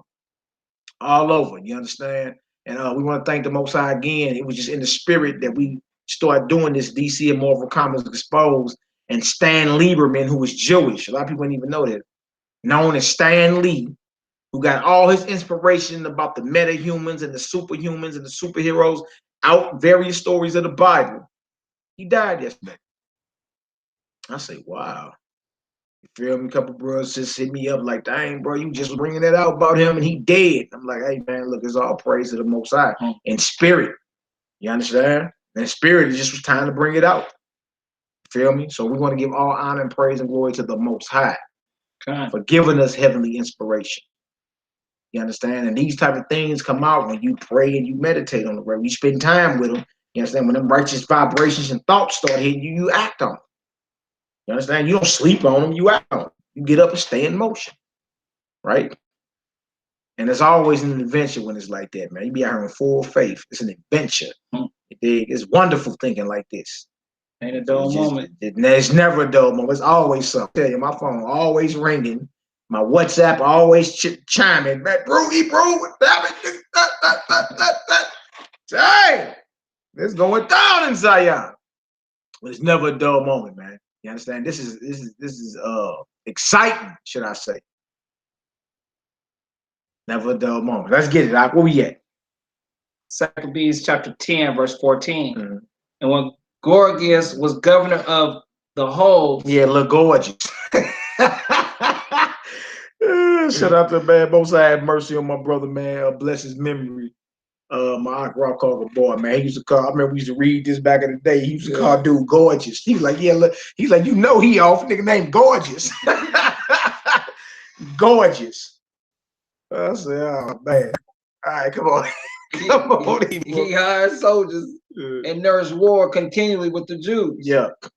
And therewithal the Edomians, the Edomites, the Idumeans, go ahead. Having gotten into their hands the most commodious holds kept the Jews occupied and receiving those that were banished from Jerusalem. They went about to nourish war. Then they that were with Maccabeus made supplication and besought the Most High that he would be their helper. You see that? So they made supplication, which is what, y'all? It's prayer. It's a request to the throne of the Almighty that he would help them, that he would save them. You see what I'm saying? Be our helper, Most High. These prayers got to go up in full faith, right? In full confidence, and you got to be certain of it. That's the problem, y'all. You got to be certain. I mean, you learn to pray through what I call a Euro-Gentile mindset. Different. The flowers and the love, and bless Donald Trump, and and his orange skin, and his Persian rug on his head, and and his Stormy Daniels, his porn whore, and like y'all don't even like what are we praying for the redemption of our people? Are we praying that the kingdom of heaven come? Are we praying that we become better fathers, better husbands, better brothers, better sons? Yeah, like what are we really doing? You feel me? Like you've been conditioned to pray like Ned Flanders off The Simpsons. Diddly do neighbors. Neighbor. Diddly do neighbors. Snickerdoodles. Hey, hon. You know what I'm saying? Like, wake up, man. Snap out of this. You understand? Like, when are we going to really realize what it is and think in? That's the problem. All right? Come on, Hebrew. Let's get it. And so they ran with violence upon the strongholds of the Idumeans. And assimilated and assaulting them strongly, and assaulting them strongly, they won the holds and kept of all that fought upon the wall, and slew all that fell into their hands, and killed no fewer than 20,000. And because certain who less than 9,000 were fled together into 2 very strong castles, having all manner of things convenient to sustain the siege. Maccabees left Simon and Zacchaeus also, and them that were with him, who were enough to besiege them, and departed himself unto those places which more needed his help. Yeah, so we just strategically in certain strongholds. You know what I'm saying? Notice they prayed before they went to war and handled business. That show you that this spiritual war actually turns physical as well. It's letting you know when they tell you we don't wrestle against flesh and blood, it's letting you know the origin of this war is in the spirit. You understand? There are vibrations or principalities over these other nations. You read that in Daniel the 10th chapter. To Greece. You understand? So these that kept the angel from bringing Daniel to his prayer held him back for 21 days. They war in the spirit. You understand? Like every night over him. And they war in the spirit and it manifests in the flesh. So when Paul was saying Ephesians 6, he was going to the origin of the war. The war that we see, all these wars that we see fighting, is a spiritual origin. Right? Until we understand that, we'll never really understand the concept of what's really going on. You'll think just because you're in an open carry state, because Missouri just became one like last year. You understand? Even down in Texas, I was talking about like down in, but when I'm talking about this, I'm talking about old boy and they locked up under that BIE clause, black identity extremism, Boulagon and them. You understand? They into the training and the gun training and the self-defense and all that. And there's a few positive things they doing as well. You understand? But our guns ain't our salvation. They don't care nothing just because you think you understand, you learn a little gun laws or whatever. They pulled right up when he was getting interviewed by Vice. Got on the bullhorn. Put your guns on the park bench. It's like, oh, I think I gotta do it. Man came over there, took them guns. You understand? Checked them out. They gave them back to him. But the whole point is, it was the You see? And just because you can, patrol your neighborhoods and carry guns now openly without fearing going to jail, because that's the only thing it is. You know what I'm saying? You fear going to jail for whatever. Just because you can do that don't mean that's power, y'all. That don't mean that's, you understand, that any type of reform or anything like that. The Black Panthers was on that back in the 60s. You feel me? And they really got them white folks' attention when they walked into the state capitol armed. You dig? But hey, after that, now what? And what happened to Huey P. Newton? He died as a crack addict in Oakland in the 90s. You understand? Because that is not our salvation, man. You feel me? Our power is in Yod-Heh-Wahed. You understand? The perfect example, the perfect way to worship the Most High is after the Son, our master teacher, the Messiah. That's right. We are his students. He's the master teacher. And focus on him. He's the perfect example on how you worship the Most High in spirit and in truth. It's about the life of the Messiah. Feel me? Red letter. Don't nothing trump red letter. Feel me? In the Bible, whenever the Messiah speaks, it's red letter. Don't nothing trump red letter. You understand? I don't care what you read and you think it's contradicting. Actually, it's not. You feel me? But when you done talking, he's the master teacher. The Most High said, hear him. You feel me? So don't nothing trump red letter. Whatever you thought you read, Paul said that, even though you just don't understand it, brother. You understand? But Paul was a fallible man. He tell you, I'm a wretched man. You feel me? So even if you thought you read something that was contradicting from Paul, that based off what the Messiah said, who's your master? Paul or the Messiah? Mashiach is my master. You see? So, and Paul ain't saying nothing different. It's just a lot of people don't understand the brother. And a lot of people never finish reading him. Or people got a problem with how he presents himself. He's like, he presents himself in writing a certain way. Feel me? A lot of people can't deal with it. That's because a lot of people are not scholars. That man was a scholar, man. You feel me? So I only speak to them to know the law. If you don't know legalese, you feel me? Like, he's a lawyer, basically. How would you, as a common man, don't even understand legalese or law terms, finna tell a lawyer, you understand, he wrong? Wow. You don't know nothing about the law. Wow. You feel me? So how you gonna tell him? That's why I say I speak to them that know the law. Like, what are you talking about? You understand? So come on, Hebrew, let's get it. Verse 20. Yeah.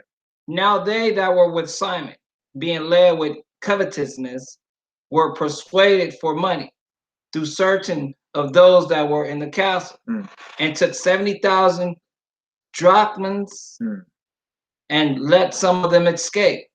But when it was told Maccabees what was done, he called the governor of the people together and accused those men that they had sold their brethren for money and set free to them. Wow.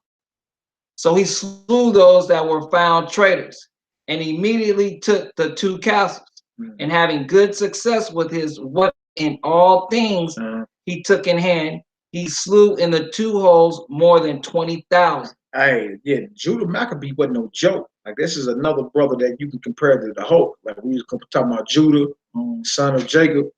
You understand? We was reading the book of Joshua in part 1 of this series. Judah Maccabee, man, he was laying heads down. His father charged him on deathbed. He said, fear not the words of a sinner. You understand? Like, fight with courage the war of the Most High. You know what I'm saying? Bang till you're dead. That's right. You feel me? But don't ever compromise with these heathens. Feel me? That brother was like, through his faith, he'll pray. And through his faith, man, he was causing major league problems for them Greeks, boy. He was laying heads down, boy. And that's one of my favorite feasts. Actually, is the Feast of the Dedication. You know what I'm saying? That's coming up. Soon, yeah, December the 2nd through the 10th. Yeah. We here in St. Louis, we having a feast. Where my sister Anaya at?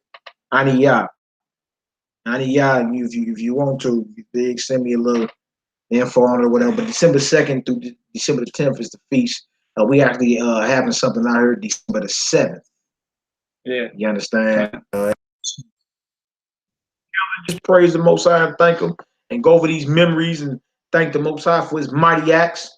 And it's important, Israel, that you always rehearse the mighty acts of the Almighty. So when you're praying to him and you call him by his name and you bring up his promises, then you bring up his mighty acts, and then you tell him what it is. You know what I'm saying? Like that, the Most High like that. He want to hear that, you understand? That you understand and recognize his sovereignty. You understand? Him being omnipotent, him being owner, possessor, and creator of all things. You see? So this is about this book of the Maccabees is about the hell that the sons of Matthias poured out on them Greeks. It's even about some sellout Hebrews too that decided to become Greek and uncircumcised. And to this day, you got Negro Greeks, Deltas, Sappers, Kappas, all them Alphas. And what's the one sister that do all that irritating? I don't even know. Man. You understand? Like you won't come on now. But today everybody Greeks now. You understand? We had people that died before they converted to some Greeks. That's right. All right, go ahead, Doc. Let's get it. Verse 24. Now Timotheus had overcome before when he had gathered a great multitude of foreign forces and horses out of Asia. Not a few came as though he would take Jewry by force of arms. But when he drew near, they that were with Maccabeus turned themselves to pray unto Yahweh. I heard that. Pray unto Yod-Heh-Wah.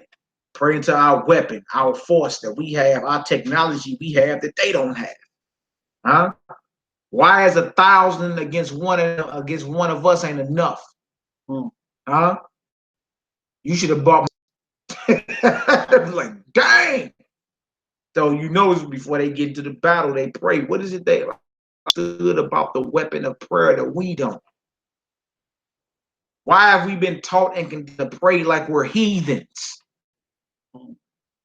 Huh? Why have we been taught and conditioned to pray like we unsure? You pray and you don't. You don't really believe it. You really don't believe the Most High can do what man calls impossible. It's a belief thing, yo. It always has been. It's belief. You've been conditioned and trained to think a certain way, thus making you defenseless. Wow. Yeah. Yeah, so he prayed, right? Go ahead, Doc. But when he drew near, they that were Maccabees turned themselves to pray unto Yahweh and sprinkled earth upon their heads and girded their loins with sackcloth. Same thing that Hezekiah and them was doing. I remember they put dust on their head, rent clothes, put sackcloth on, right? Go ahead, Doc. And fell down at the foot of the altar. Come on. And besought him to be merciful to them and to be to their enemy. Be merciful unto us, Yahweh Kassad. Be an enemy to our enemies. Directly. They ain't snickerdoodling. They not diddling. You understand? Not praying that they Yahweh be an enemy to our enemies. Because you promised to curse those that curse us. That bless us. See? You start feeling the love and presence and mercy of the Almighty within you. You'll start feeling it. You understand? Own that and claim that. All right, go ahead. And to be an enemy to their enemies, and an adversary to their adversaries, as the law declared. So after the prayer, they took their weapons and went on further from the city. They drew near to them they kept by themselves. Now the sun being newly risen, they joined both together, the one part having together with their virtue, their refuge also unto the Lord for a pledge of their success and victory. Yeah, you see that? You see that? Like for certain with this thing, man. Pledge to the Most High for and victory. You pray, it's in full confidence, and they are certain it's breathing oxygen. The Most High gonna answer. Watch miracles happen for you. Some of us done had miracles happen for us. A lot of us have. Yes. You understand? The problem is you count your dollars, but not your blessings. You know how much money you got in your pocket, but you forget quick what the Most High has done for you. Understand? Most of us know we should be dead by now. It's real talk, real rap. Most of us know we should be dead by now. There is no way in the world, you understand? There is no way in the world that all the wickedness that a lot of us have portrayed in our lives, understand, we still breathing. Feel me? Just think about all the ignorance you were in before you even found the truth, man. How much ignorance I was in? Are you crazy, man? Out here just as a little enemy of the Most High, thinking I'm safe. This is all out of bounds, man. All out of box. This makes no sense. The thinking. You feel me? It's insanity. It's insanity. All right, come on now. The other side making their rage leader of their battle. But when the battle waxed strong, there appeared unto the enemies from heaven 5 comely men on horses. When the battle waxed strong, you feel me? They appeared from heaven. They appeared from heaven 5 comely men. More angels. More head busters. From where? Shamayim, or heaven. From the heavens. Big. Come on, Hebrew. Let's get her done.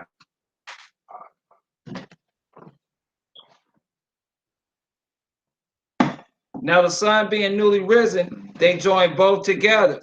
The one part having together with their virtues. Start from the top of that again, Hebrew. Start from the top of that.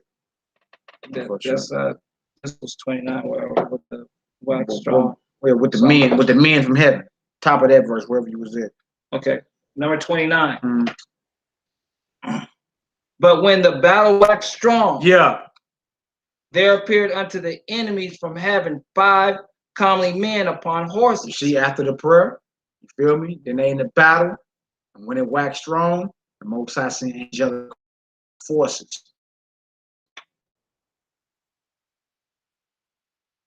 This is what the heathens figured out how to. Right in the regular 66, the Apocryphas and the book of Jasher, the whole Bible's a special book, miracles. Read with one angel on the Syrians. That was in the book of Kings. A weapon. See that? With bridles of gold, and 2 of them led the Jews, and took Maccabees betwixt them. He kept him safe, but shot arrows and lightning against the enemies. So the Most High fought that body in them and everything. Just like when we was leaving Egypt, you understand, his presence was there with us then. Fiery pillar by night, a cloudy pillar by day. You see what I'm saying? The Most High straight fight for us. A prayer is a mighty weapon. The name of the Most High is a strong tower. And our forefathers had the knowledge, man, when our backs were against the wall, to call on the Most High by his name, bring up his promises, bring up his mighty acts, and they asked him what to be an enemy to our enemies. And what did he do? He was an enemy to our enemies. He did. And had messengers, angelic hitmen. You feel me? Executing judgment on those that were blaspheming, and those that came up to get rid of us, man. That's powerful. You serve a mighty power. Never forget that. And you're very close and peculiar to them. You just don't spend time getting with them. Everybody's busy. Everybody got other things to do. Other than getting with the Almighty. Come on, Doc, let's get it. Verse 31. Come on. And there were slain of footmen 20,500. You see how many? Well, you see 20,500. This ain't just a little old, Valentine's Day massacre where 7 people get killed. You talking about 20,500 soldiers on the other side that get put down because you simply prayed and asked the Most High for success in battle, and that he would be an enemy to your enemies. And he showed up and showed out. Come on, Locke, let's get it. And 600 horsemen. As for Theos himself, he fled into a very strong hole called Gazara. He's like, I'm out of here. He fled, huh? All right, come on, Locke. Where Darius was governor. But they that were with Maccabees laid siege against the fortress courageously 4 days. And they that were within, trusting to the strength of the place, blasphemed exceedingly and uttered wicked words. You see, now here y'all go. You still ain't learned. You see, it was supernatural forces of divine intervention that was fighting for the children of Israel, right? You get to fleeing, you get comfortable again. Now you blaspheming. All right, go ahead. Nevertheless, upon the 5th day, early, 20 young men of the Maccabees company, inflamed with anger because of the blasphemous assault, because of blasphemies, assaulted the wall mainly, and with a fierce courage killed all that they met withal. Others likewise exceeding after them, others likewise ascending after them, whilst they were busy with them that were within, burnt the towers, and kindling fires burnt the blasphemers alive. And others broke upon the gates. Hey, they were asking the Most High for success in battle. You see what they doing. You understand? But see, it shows you that the spiritual war gets physical too. You got to be proactive. You see? Them brothers was proactive. Yeah, they prayed to the Most High. Yeah, it was divine intervention. But they actually had to get their swords literally bloody as well. You see? Go ahead, Ak, let's get it. And others broke open the gates, and having received in the rest army, took the city, and killed Timotheus, that was hid in a certain pit, and Charius his brother, with Apolloponus. When this was done, they praised the Most High with psalms and thanksgiving, who had done so great things for Israel. Did after we have victory, we write a rap. You understand? We write a rap, and every time after victory, we eat and we compose some type of song. Just like when we was coming through Egypt, Exodus 15, where it said Exodus 15:3, the Most High is a man of war, Yahweh's his name. That's a song, yo. That's a song. It's an actual song that we sang because we got the victory. You feel me? Through the power of Yahweh. See, and the same thing here. Thank the Most High, sing songs, get the instruments out. You understand? We always been musically inclined people, start feeling good around here. Everything is about vibration, frequency, and sound, you dig? Why you think we got that what they call rhythm and everybody else don't? It's a reason. Was you done with that? And them the victory. And giving them the victory. All right, y'all, we got a few more. This is screen share again. I'm about to bring up these scriptures we're gonna finish off with. All praise and glory now to the Most High. If y'all getting some understanding, go ahead and throw a 7 up in the chat. Throw a 7 up in the chat, Hebrew. All right. Come on, what's my head? Okay. I want to show y'all something else. There's a few right here. Let's go to Joel chapter 2 next. Joel 2, 1 through 14. All right, Joel chapter 2, 1 through 14. Y'all keep in mind Ezekiel 37, 9 through 14, the army of the Most High. The dry bones coming together, an exceeding great army standing up, and these bones of the whole house of Israel. Let's get into Joel. Keep that in mind as we read Joel chapter 2. All right, Joel chapter 2, 1 through 14. All praise and glory now to the Most High. Y'all get some understanding. All praises. Hallelujah. Now let's get it, bro. Blow ye the trumpet in Zion. Yeah. And sound an alarm in my holy mountain. Yeah. Let all the inhabitants of the land tremble. For the day of the Most High cometh. For it is nigh at hand. The day of the Most High cometh. It's nigh at hand. That means the kingdom of the Most High is coming. You see? The fear of the powers that be. Israelite rulership. Israelite superpowers. You understand? And our forefathers displayed this, you understand? But it's going to be even greater in the future. What was lying in them is in us. All right? Go ahead, Doc. A day of darkness and of gloominess. A day of clouds and of thick darkness. As the morning spread upon the mountains. Well, that's that special kind of darkness there, ain't it, boy? You talking about some thick darkness, brother? As the morning spread upon the mountains. Okay. All right, all right, go ahead. A great people and a strong there have not been ever the like. So now we're from the day of the Most High to people that are with him, right? And a strong there have not been ever the like. Don't forget, in the day of the Lord or in the day of Yod-Heh-Wahe, there's a resurrection and we receive our spiritual bodies, our immortal bodies, our powerful, glorified bodies.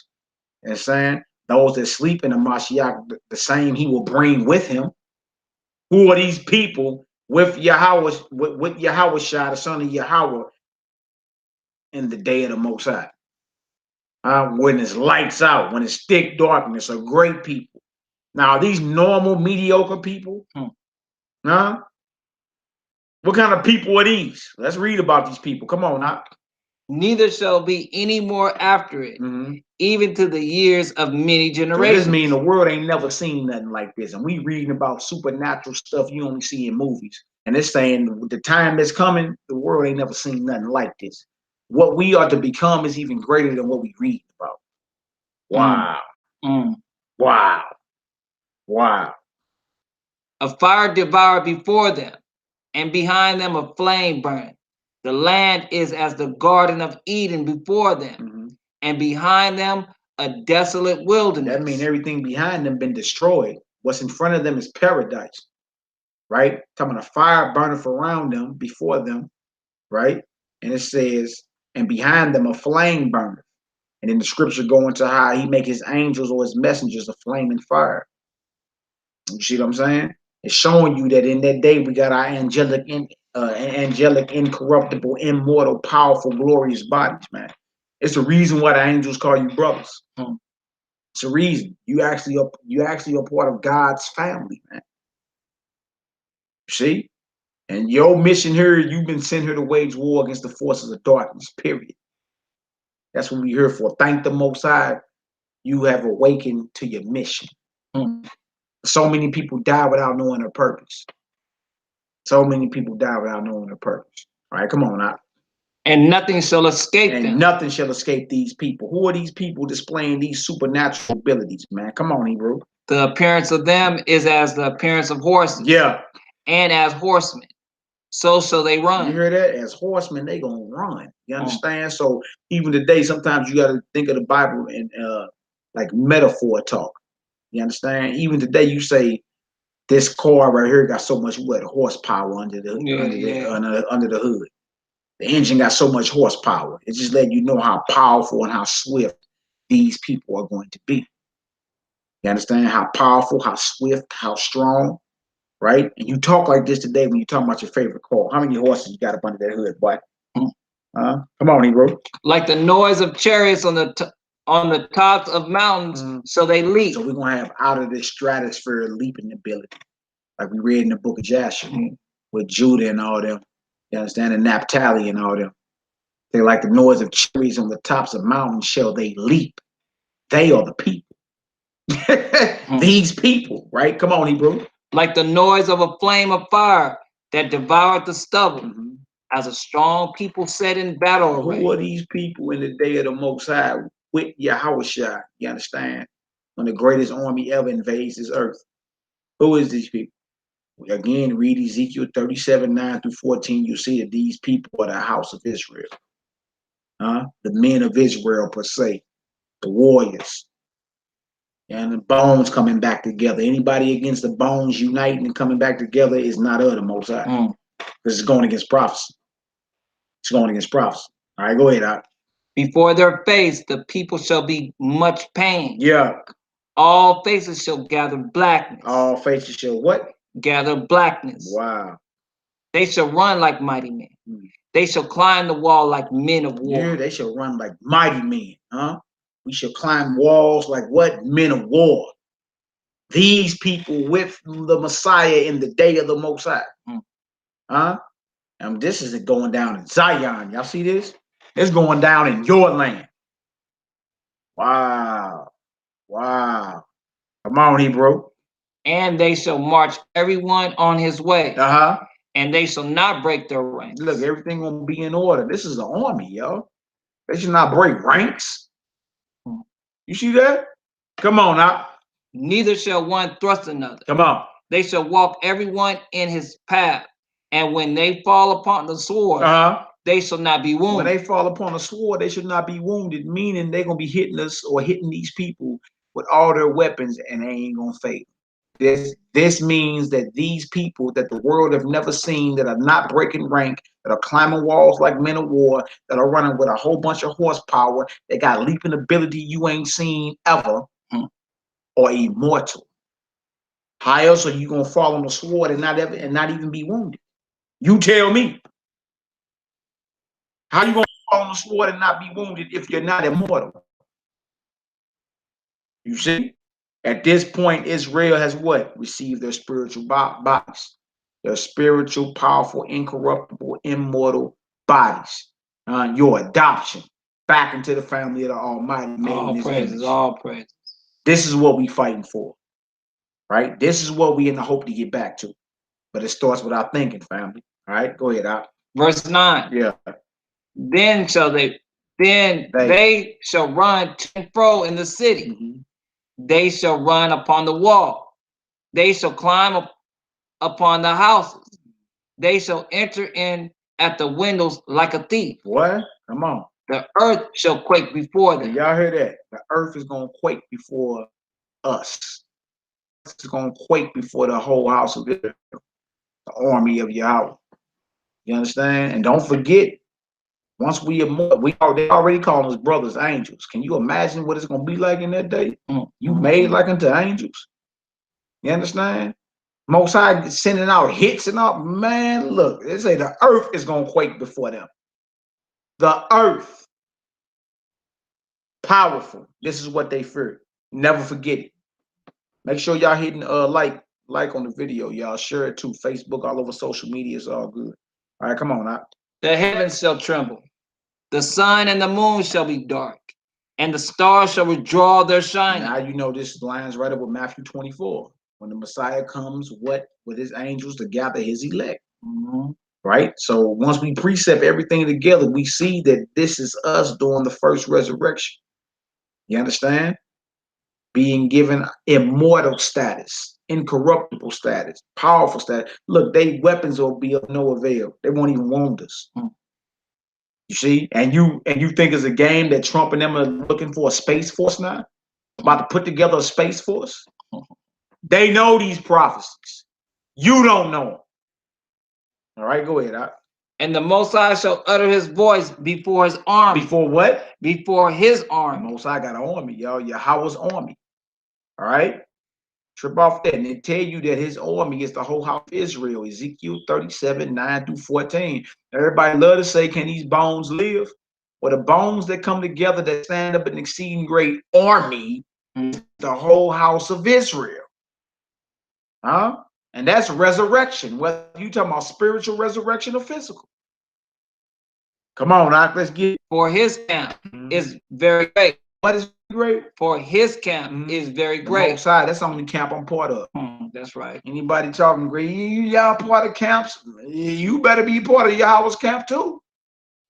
That's the only camp I'm part of. The only camp I'm part of, the only camp I know is the house of Israel, man. That's it. You understand? And that's Yahweh's camp. That's his army. All right, go ahead. For he is strong that execute his words. For the day of the Most High is great and very terrible. And what terrible? And very terrible. Slightly terrible. And very terrible. Usually terrible. And very terrible. Very terrible. Come on, Hebrew. And who can abide it? Man, who can abide that, man? Therefore, also now saith Yahweh, turn ye even to me with all your heart, and with fasting, and with weeping, and with mourning, and rend your heart, and not your garments. Yeah, you see that? And that's for brothers that depend solely on the outer cup. Oh, wait. Most I say rend your mind, man, your hearts and not your garments. Because usually when it's time to go down, what we've been reading, we tear our garments. But the Most I saying true repentance is when you tear your mind. You understand? Rend your mind. Crucify that old man. Make a sincere repentance. Just because you done tore your little garment up, You understand? Don't really mean you're sincere or you're sorry or your repentance is for real. Right? We've been reading today on 2 or 3 occasions where Israel would tear their garments and put dust on their heads and pray. You understand? He telling you right here, like, hey, rend your heart and not your garments. In other words, make a sincere. Come on, Ak, let's get it. And turn unto the Master your Elohim, for he is gracious and merciful, slow to anger. Yes, he is. And of great kindness, and repenteth him of the evil. Right. Who knoweth if he will return and repent, and leave a blessing behind him, even a meat offering and a drink offering unto the Master, your power. Allah, Lord, yeah. Joel 3, 2 verses, 19 and 20. What it say, y'all?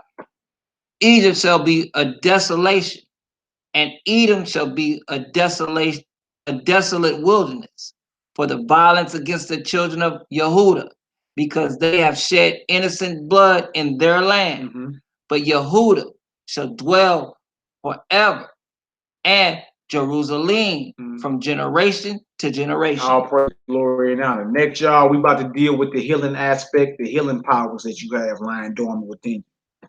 You understand? The Most High, through his son, you know what I'm saying, gave power. You know what I'm saying? The Messiah gave power to his disciples, or knowledge to his disciples on how to heal every manner of disease and cast out unclean spirits. You had that power. You had that power. Claim it, man. Feel me? Don't doubt it. Don't be like, I don't know, I'm scared, it might not work.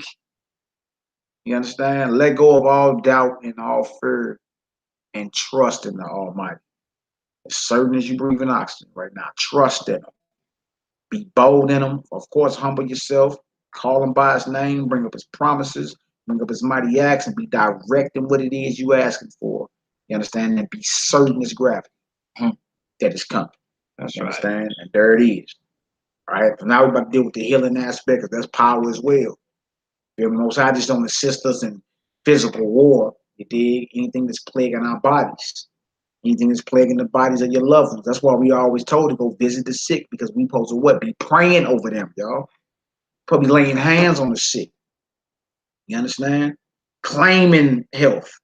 Claiming that you're whole. Claiming that you're cured. You understand? Real talk. And it's crazy because people don't even worship your God getting results. Wow. Because they understood, y'all, that this, look, science has been doing, they understand the power of your mind. You see what I'm saying? And this is us. It's gonna be even more powerful with us because we actually are consciously worshiping Yod Wahid. Huh? The very name that the scientists have found out is a formula for our DNA. The very name of your God that we've been reading, that our forefathers been calling on, and miracles been happening. You even got the power to heal, man. Believe it or not, by laying on of hands and praying properly. You understand? There's nothing you can't do. There's nothing you can't heal either. All right, Matthew 10 and 1, one verse. And when he had called unto him his 12 disciples, he gave them power against unclean spirits. See, you have power against unclean spirits, man. You do. You see? And even when that devil worshiper John Ramirez, we was talking about him the other day. You understand? The ex-devil worshiper John Ramirez, he even admitted, he was like, if you were strong in faith, I could do nothing to you. If you were strong in faith and really was a worshiper or follower of the Most High God, I had no power over you. But if you was weak in faith, he was talking about like church folk and all that, like most church folk, man, please, man, he was like victims. Victims. I had my way with them. Victims. And that's why we're saying abide in the grace of the Almighty by staying focused on righteousness, y'all. You feel me? You actually got enemies out here for real that worship the devil. That's praying for your demise, plotting on your demise. Why wouldn't you stay in righteousness? That way you can be up under his grace, so a black-hearted bastard like John Ramirez in his prime wouldn't have no power over you. You can't be lukewarm in this, y'all. This is a war. You have to choose a side. You have to choose a side. All right? Luke chapter 10, 1 through 20, y'all. After these things, the master owed other 70 also. So the Messiah had more than 12 disciples. He actually had like 82. All right? Go ahead, Doc. And sent them two and two before his face into every city and place, whither he himself would come. Therefore said he unto them, the harvest truly is great, but the laborers are few. Pray ye therefore the master of the harvest, that he would send forth laborers into his harvest. Go your ways. Behold, I send you forth as lambs among wolves. Carry neither purse, nor scrip, nor shoes, and salute no man by the way. And into whatsoever house ye enter, first say, Shalom be to this house. And if the Son of Peace be there, your shalom shall rest upon it. If not, it shall turn to you again. And in the same house remain, eating and drinking such things as they give, for the labor is worthy of his hire. See that? So he's letting it be known, like when you go out, man, look, don't even trip off. You understand? Like what you gonna eat? None of that. If you putting in this work for the Most High, you gonna eat. The workman is worthy of his hire. The workman is worthy of his meat. He talking about those that's out here spiritually feeding his flock. Brothers is out here really teaching the flock and all that. You understand? He's like, you ain't gotta worry about eating. You gonna eat. You gonna eat. All right?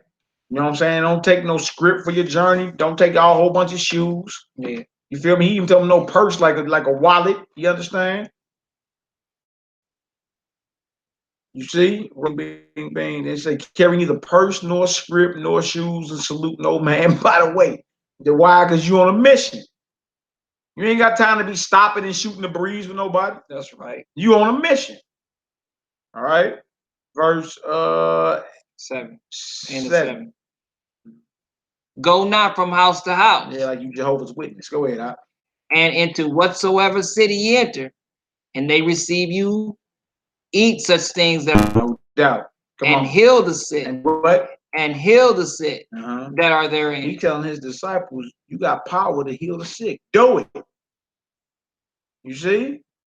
But you gotta really believe, y'all. This is not no soothing read. You have it. He told you the kingdom of heaven is within. You got it. Either you believe it or not.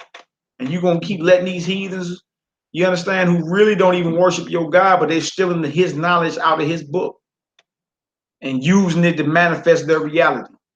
You understand? It's your knowledge they're using. They're just not paying homage. Right? Heal the sick, right? Go ahead. And say unto them, the kingdom of the Most High has come nigh unto you. But into whatsoever city ye enter, and they receive you not, go your ways out into the streets of the same, and say, even the very dust of your city, which cleaveth on us, we do wipe off against you. Notwithstanding, be ye sure of this, that the kingdom of Yahweh is come nigh unto you. All right, jump down for time's sake. We're going to jump down right here to when they came back, verse 17. These are 7. Go ahead.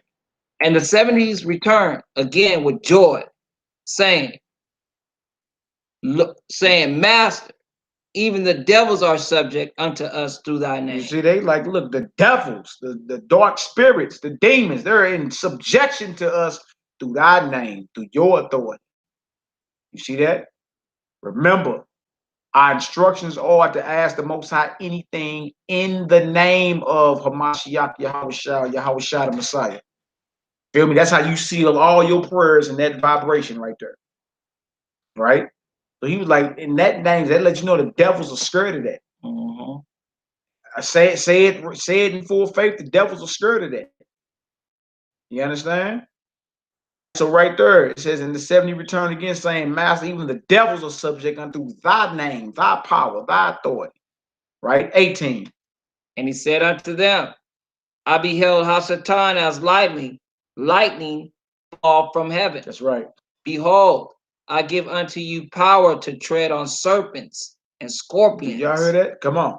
And over all the power of the enemy. Come on. And nothing shall by any means hurt you. Nothing by any means shall hurt you. The Messiah gave us power, man. You have power. He said, come by observation. Lo, look in here, and lo, now the kingdom of God is already within you. You got power. You see? And that very power is laying dormant within your DNA. It's inside of you because you are the children of these people we're reading about. Mm. If the covenant applies to you, the power applies to you too. Mm-hmm. It's lying inside of you. Dormant means it's lying, sleeping, waiting to be waking up, waiting to be reawakened, waiting to be reactivated. Believe it or not, I even gave you power to tread on serpents and scorpions and over all the power of the enemy. Hashatana ain't got no power over you. You understand? You a straight weapon of the Almighty, believe it or not. Right? Walking in the proper vibration, boy, them demons don't want none. All right? Go ahead, Notwithstanding in this, rejoice not that the spirits are subject unto you, but rather rejoice because your names are written in heaven. Yeah, I heard that. You moving and operating like that. Really realize your names are written in the book of life, man. Right? Yeah, the demons are subject to you, but man, be more amped that this means that, guess what? Your name is written in the book of life. Don't get it blotted out. Revelation 3 and 5. 3 and 5 says your name is in there, but it can be blotted out. That's why you got to take it to the end, man. All right? Matthew 17 is next, y'all, 14 through 21. We only got a few. I think it's like one more scripture after that. Matthew 17. Yep. Yeah, we got like two more scriptures after that, then we're going to close it on out. All praises, glory, and honor to the Most High. I want to create and possess of all things. All praises. All right, let's get her done. And when they were come to the multitude, there came to him a certain man, kneeling down to him, and saying, Master, have mercy on my son, for he is a lunatic, and sore vexed. For oftentimes he falleth into the fire, and often into the water. And I brought him to thy disciples, and they could not cure him. You hear that? So that today they call it epilepsy. Somebody that have seizures, understand? And wherever he at, he can fall into some water, fall into some fire. And we brought him to your students, but they weren't able to heal him. Okay, so what's the problem then? Because he just said he gave him power, right? Why is it that they couldn't heal him? Let's read Hebrew. And Yahweh answered and said, O faithless, and I see. Right out the gate, he came out with the belief. You're faithless. You understand? You really don't believe. And he called the generation perverse. Come on, Doc. How long shall I be with you? Come on. How long shall I suffer you? Come on. Bring him hither to me. Come on. And Yahweh shall rebuke the devil. He did what? He rebuked the devil. That's right. And he departed out of him. And the child was cured from that very hour. So believe it or not, epilepsy is a dark spirit. It's a demon. You understand? So, you got the doctors and them trying to treat it based on and just trying to pacify the demon by giving this chemical or this pill or this medicine, right? To pacify the demon, you understand, instead of curing the person by casting the devil out of. You understand? Again, y'all, it's back to belief. He said faithless, which means you ain't got a strong conviction. You doubting. You really don't believe, right? So he was cured from that very hour, right? Go ahead, Doc.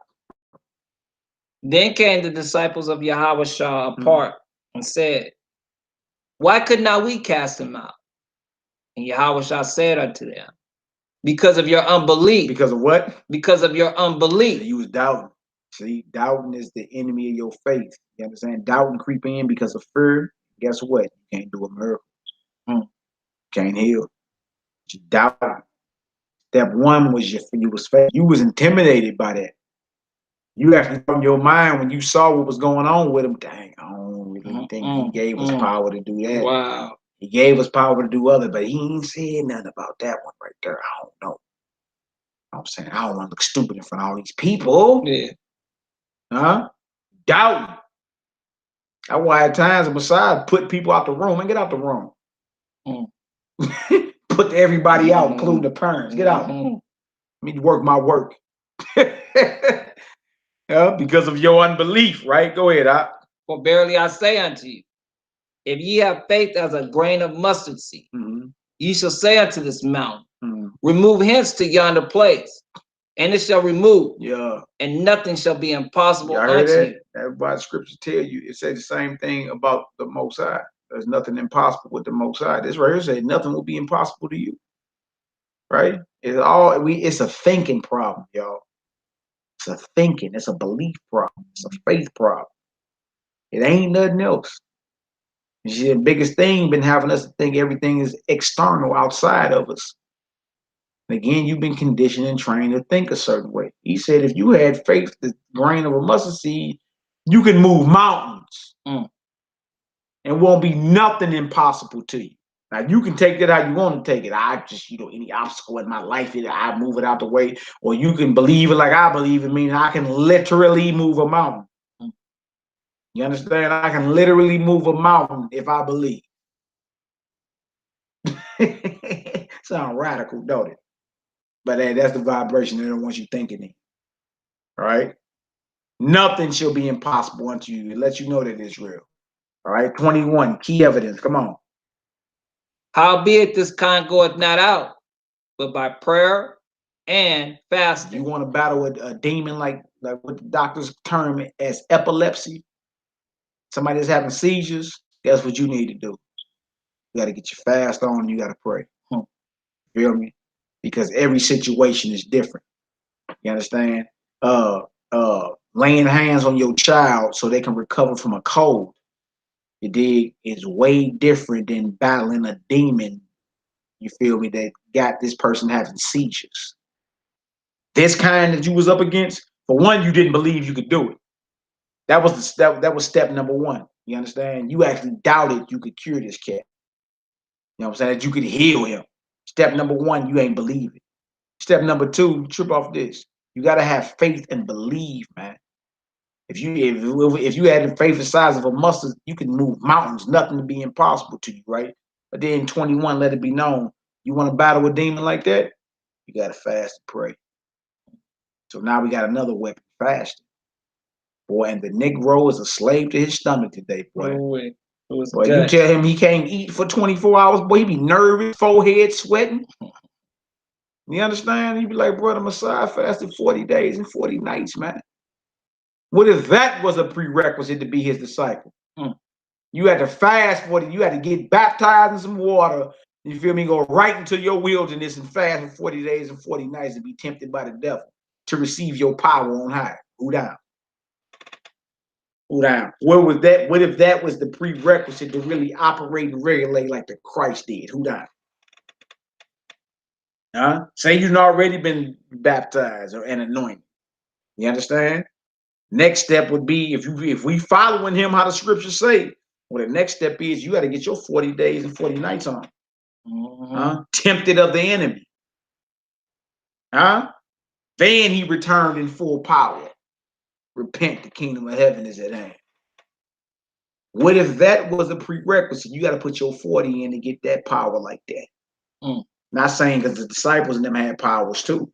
I'm saying if you want to be like Hamashiach, you want to be doing what he did, what if the prerequisite is you got to get your 40 days and 40 nights on? Well, wait, how many of us really want it? You understand? How many of us could focus for 40 days and 40 nights? For one, I wouldn't be on social media. Y'all wouldn't hear from me.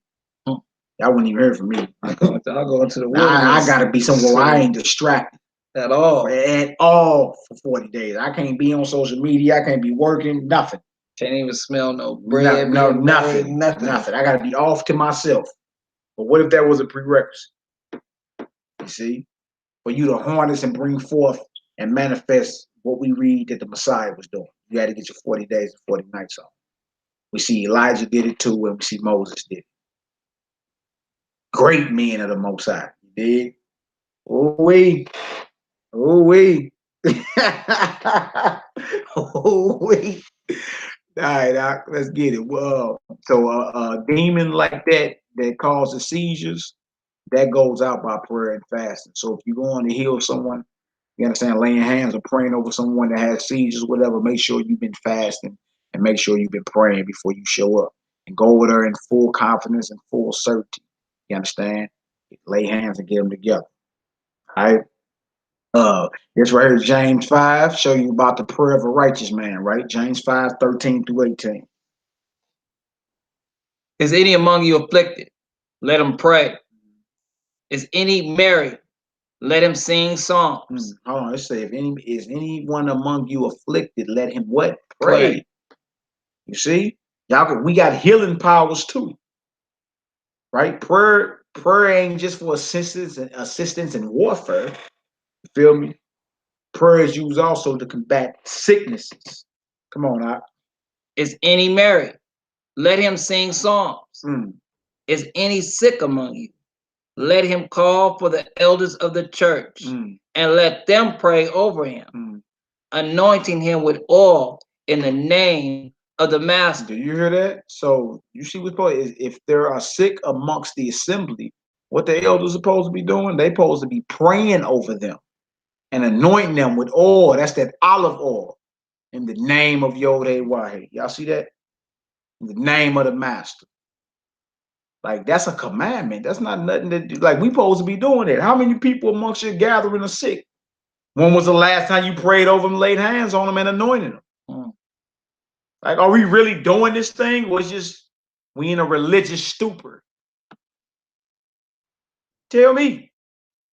Tell me. I'm seeing things we supposed to be doing that ain't manifesting. It ain't happening. Right? I even remember back in the day, a few years ago, you had Negroes out of that GMS camp that was like thanking the Most High members amongst them died. Because a brother may have had a disagreement with him or something like that. You feel me? I'm like, look, y'all supposed to be elders. Y'all supposed to be praying over the sick. What you mean? Anointing them with oil. Like, happy somebody died, bro. Look, y'all better get that together. That ain't nothing to play around with.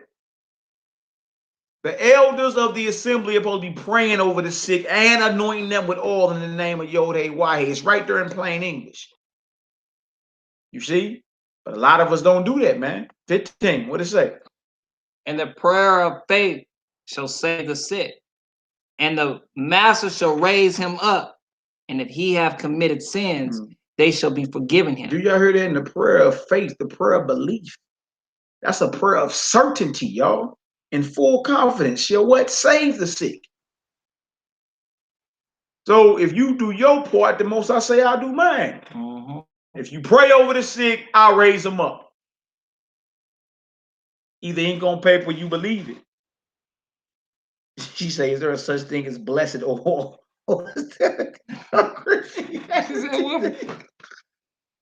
I feel she, bro. There's so much to unlearn, ain't it?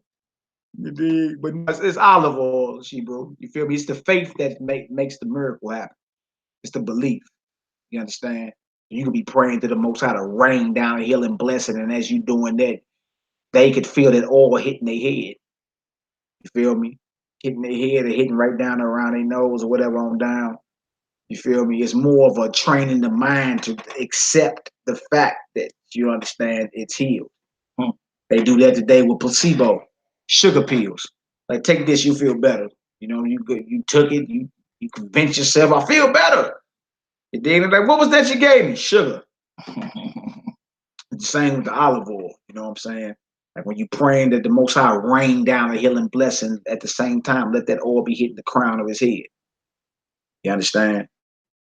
And it's to convince the mind. You feel me? Because that's what it is. It's a mind thing. Yeah. Your mind will heal your body. It's a mind thing. You understand? It's to convince the mind. You understand that it's healed.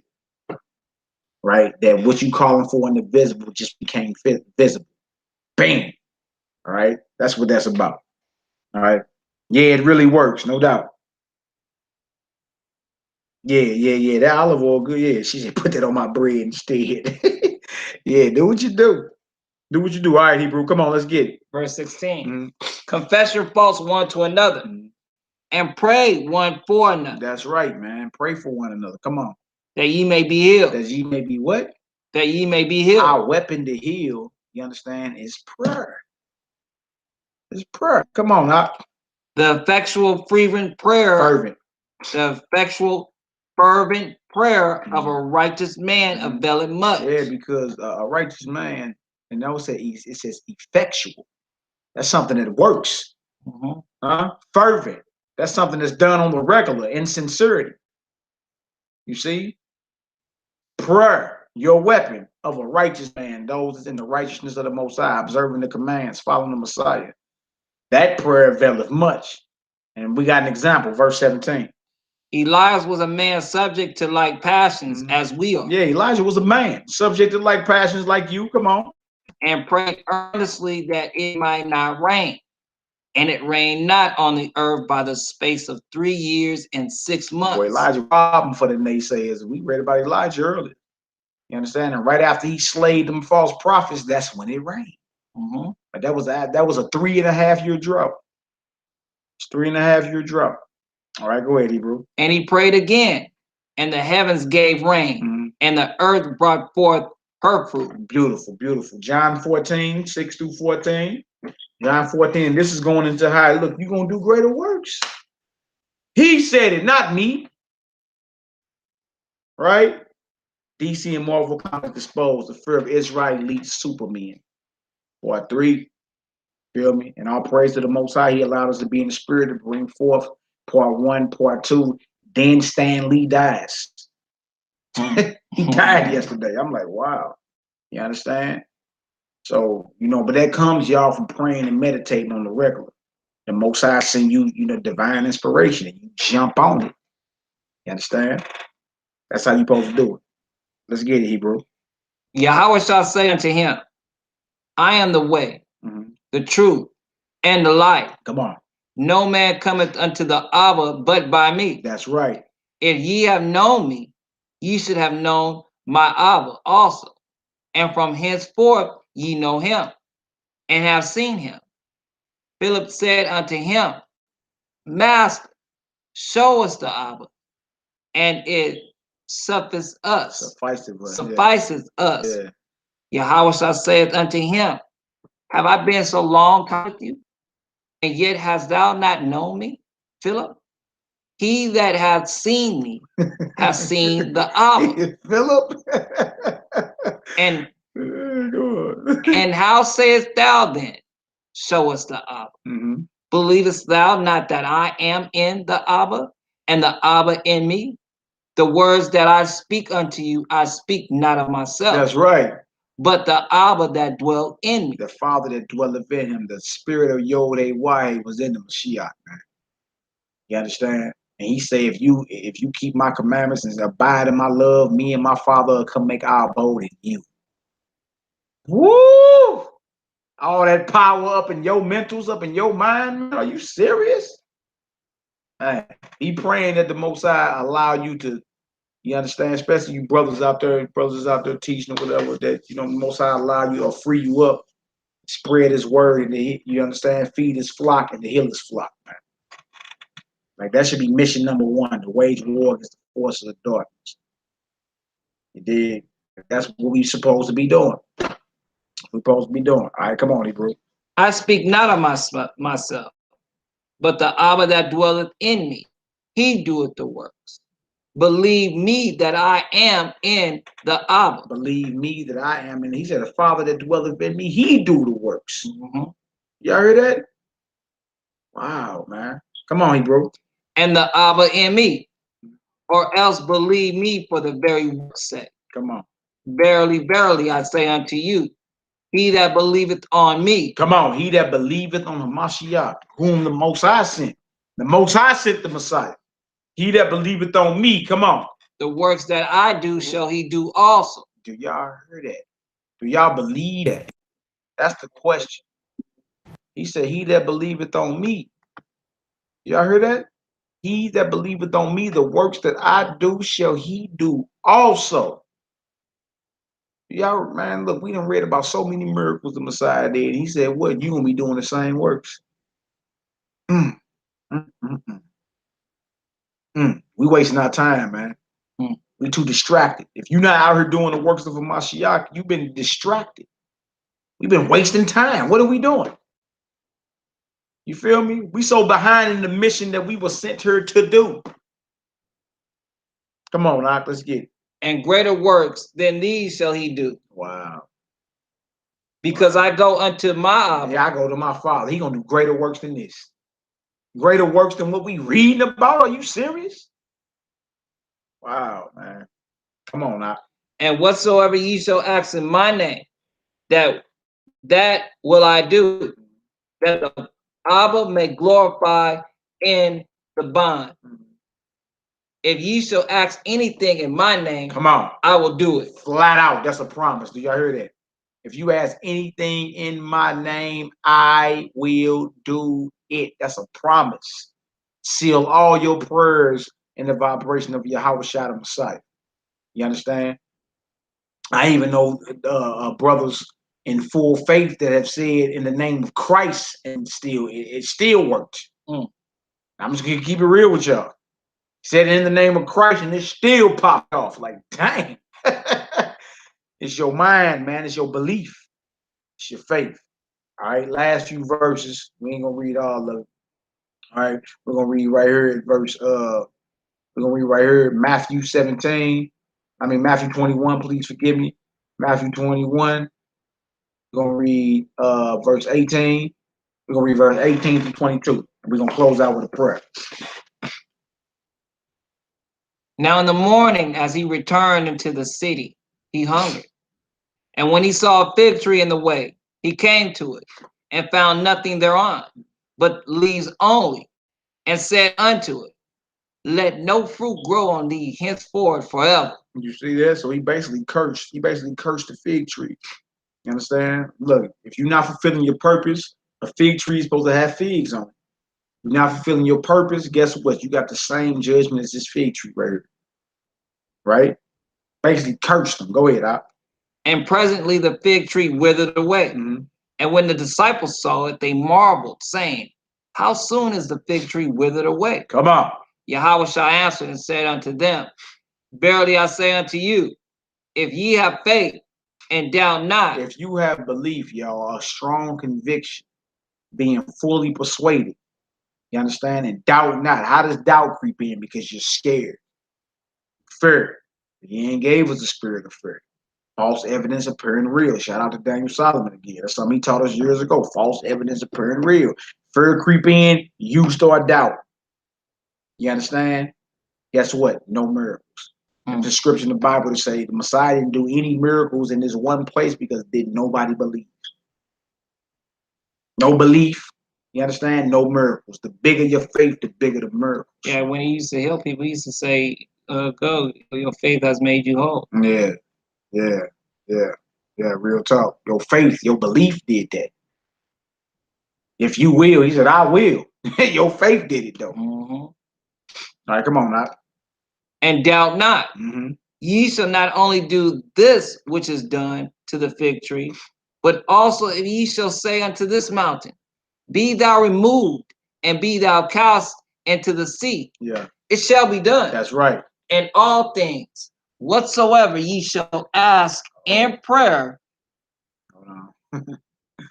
Whatsoever things you should ask what? In prayer, believing, ye shall receive. Hey man, that's a dagger. That's a bomb right there. Do y'all hear that? Whatsoever things you ask in prayer, guess what? That's what's gonna happen to you. And believe it. You know what I'm saying? You gotta ask and you gotta believe it. You gotta be in full confidence and you gotta be certain about it. You feel me? So all praise and glory now to the Most High. All praises. Owner, creator, and possessor of all things. Shout out to my Jabez, Israel, Shalom, Akbra, Yahudiyah. On point A, all praise, bro. Corey Yehuda, what it do, Shalom, man. Zafani Habak Yisrael. All praises. Amuna Batya, Shalom, she broke. Saraya, she broke. All praise, glory, and honor to the Most High. Shout out to all y'all, man. May the Most High bless you. My girl, Poppy. All praises. Blue Tinsel, Shalom.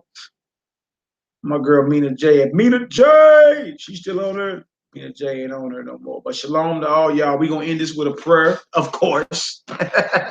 It's only right. We're gonna end it with a prayer.